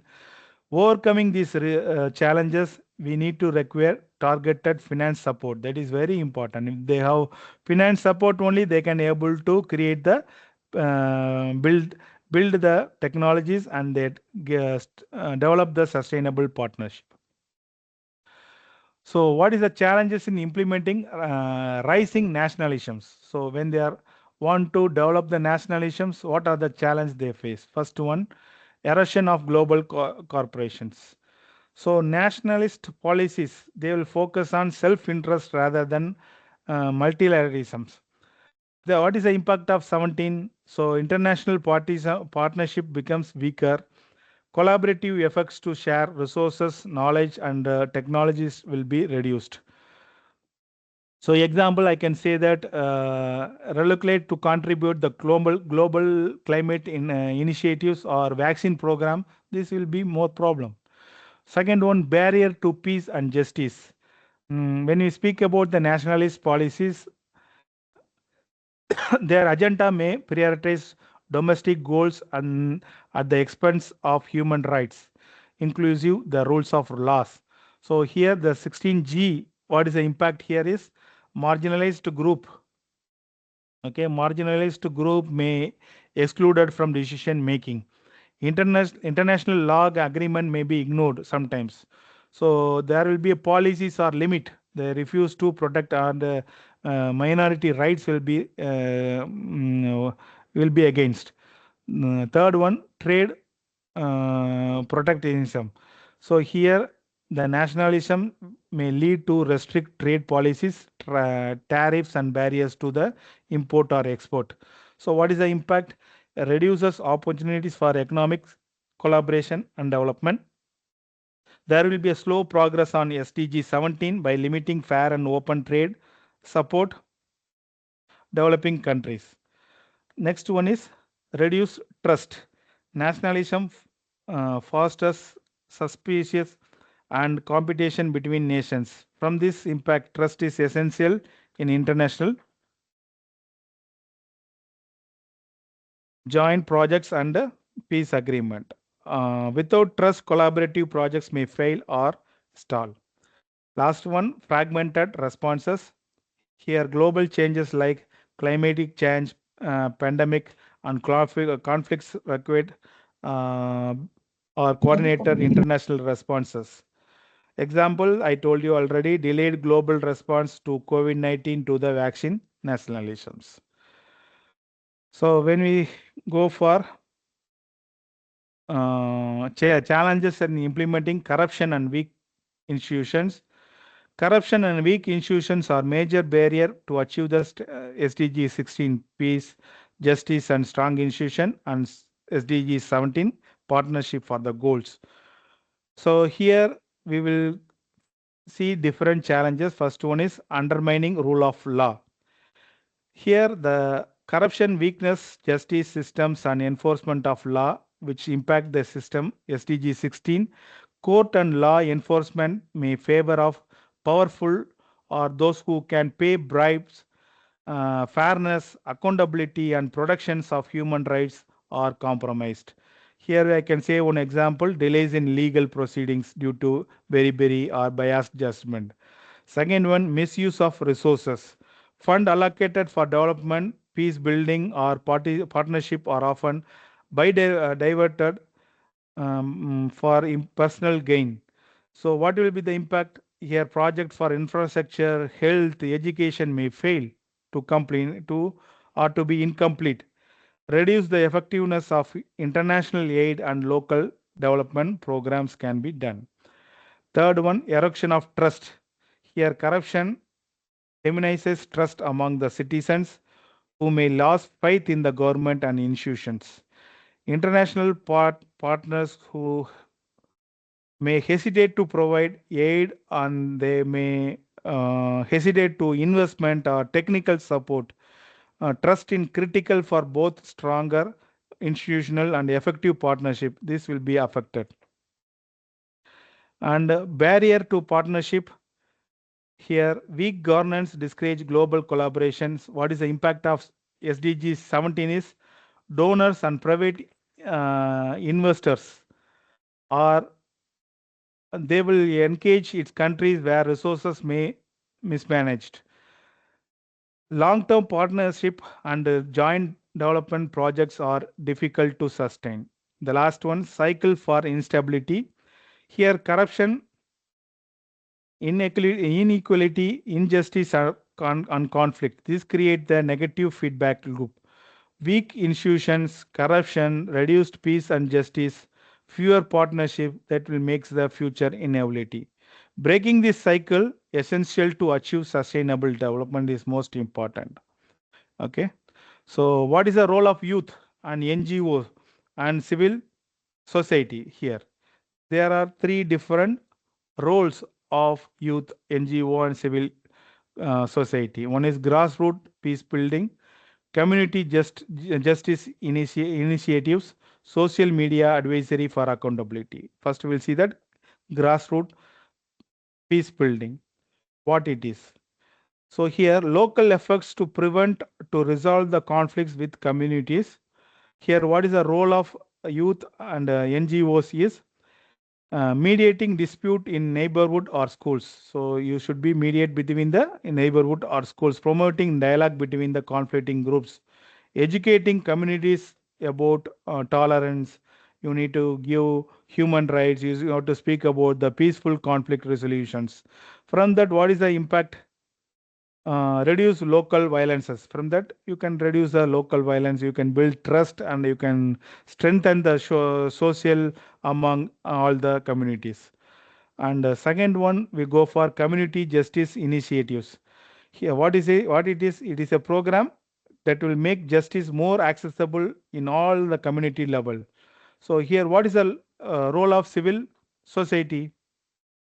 Establishing the legal aid in clinics, mediation centers or community courts, helping the groups understandings and exercise the rights and monitoring the local law, and you can ensure the accountability. From that community justice, what is the impact?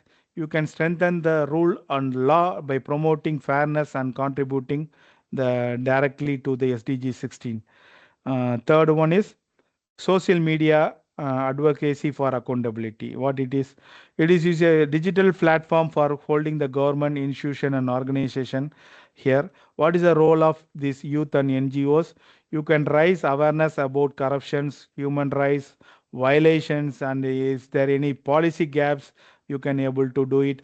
Mobilize the citizens to depend transparency and ethical governments, um, shaping the informations. These are the things you can have it here. Then you can speak about the role of youth NGOs in the grasskeeping, grassroots peace.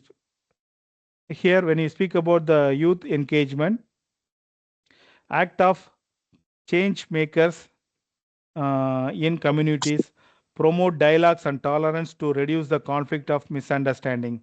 And you can use the digital campaigns and social media. So you can raise awareness among the human beings, human rights, justice, and peace. Next, NGOs, non-government organizations. What is the role? Promote mediation, training, and resources for conflict resolution, especially where governments are weak. So you can conduct a week activities, offer workshop, peace education program, deliver resource education, capacity building programs to local communities, and you can connect local initiatives with the global partnerships, like linking the grassroots effect to the broader development goals. Third one, civil society organizations. What is the role of this one? Advocate transparency, accountability, and human rights. What are the activities you can carry out here? Monitor the government performance and corruptions. You can campaign for policy reforms and legal protections. Save the bridge between the citizen, government, and international partnerships. So these are the from here you can impact the uh, build the trust in the among the institutions, encourage inclusive government and active partnerships. From the thing you can able to make it. So NGO provide expertise, resource, and link global initiatives. So what are the community justice initiatives here? So community justice initiative focus on resolving dispute and delivering justice at the local level. Complementing formal judicial systems, they strengthen the social cohesion, accountability, and the rule of law, directly supporting the SDG 16 and 17. Here, local dispute resolution, what it is a community council, elders, and traditional leaders mediate the conflicts among the local residents. What is the role for this one? Reduce violence and tension within communities, eases the formal court by handling minor dispute locally. And the second one is restorative justice program. It focus on dialogues and repairing harm rather than the punishment alone. What is that role? It encourages offenders to understand the impact of their actions, promoting dialogues between victims and offenders to restore relationship, strengthen community like trust. Third one, access to justice for all. It efforts to ensure marginalized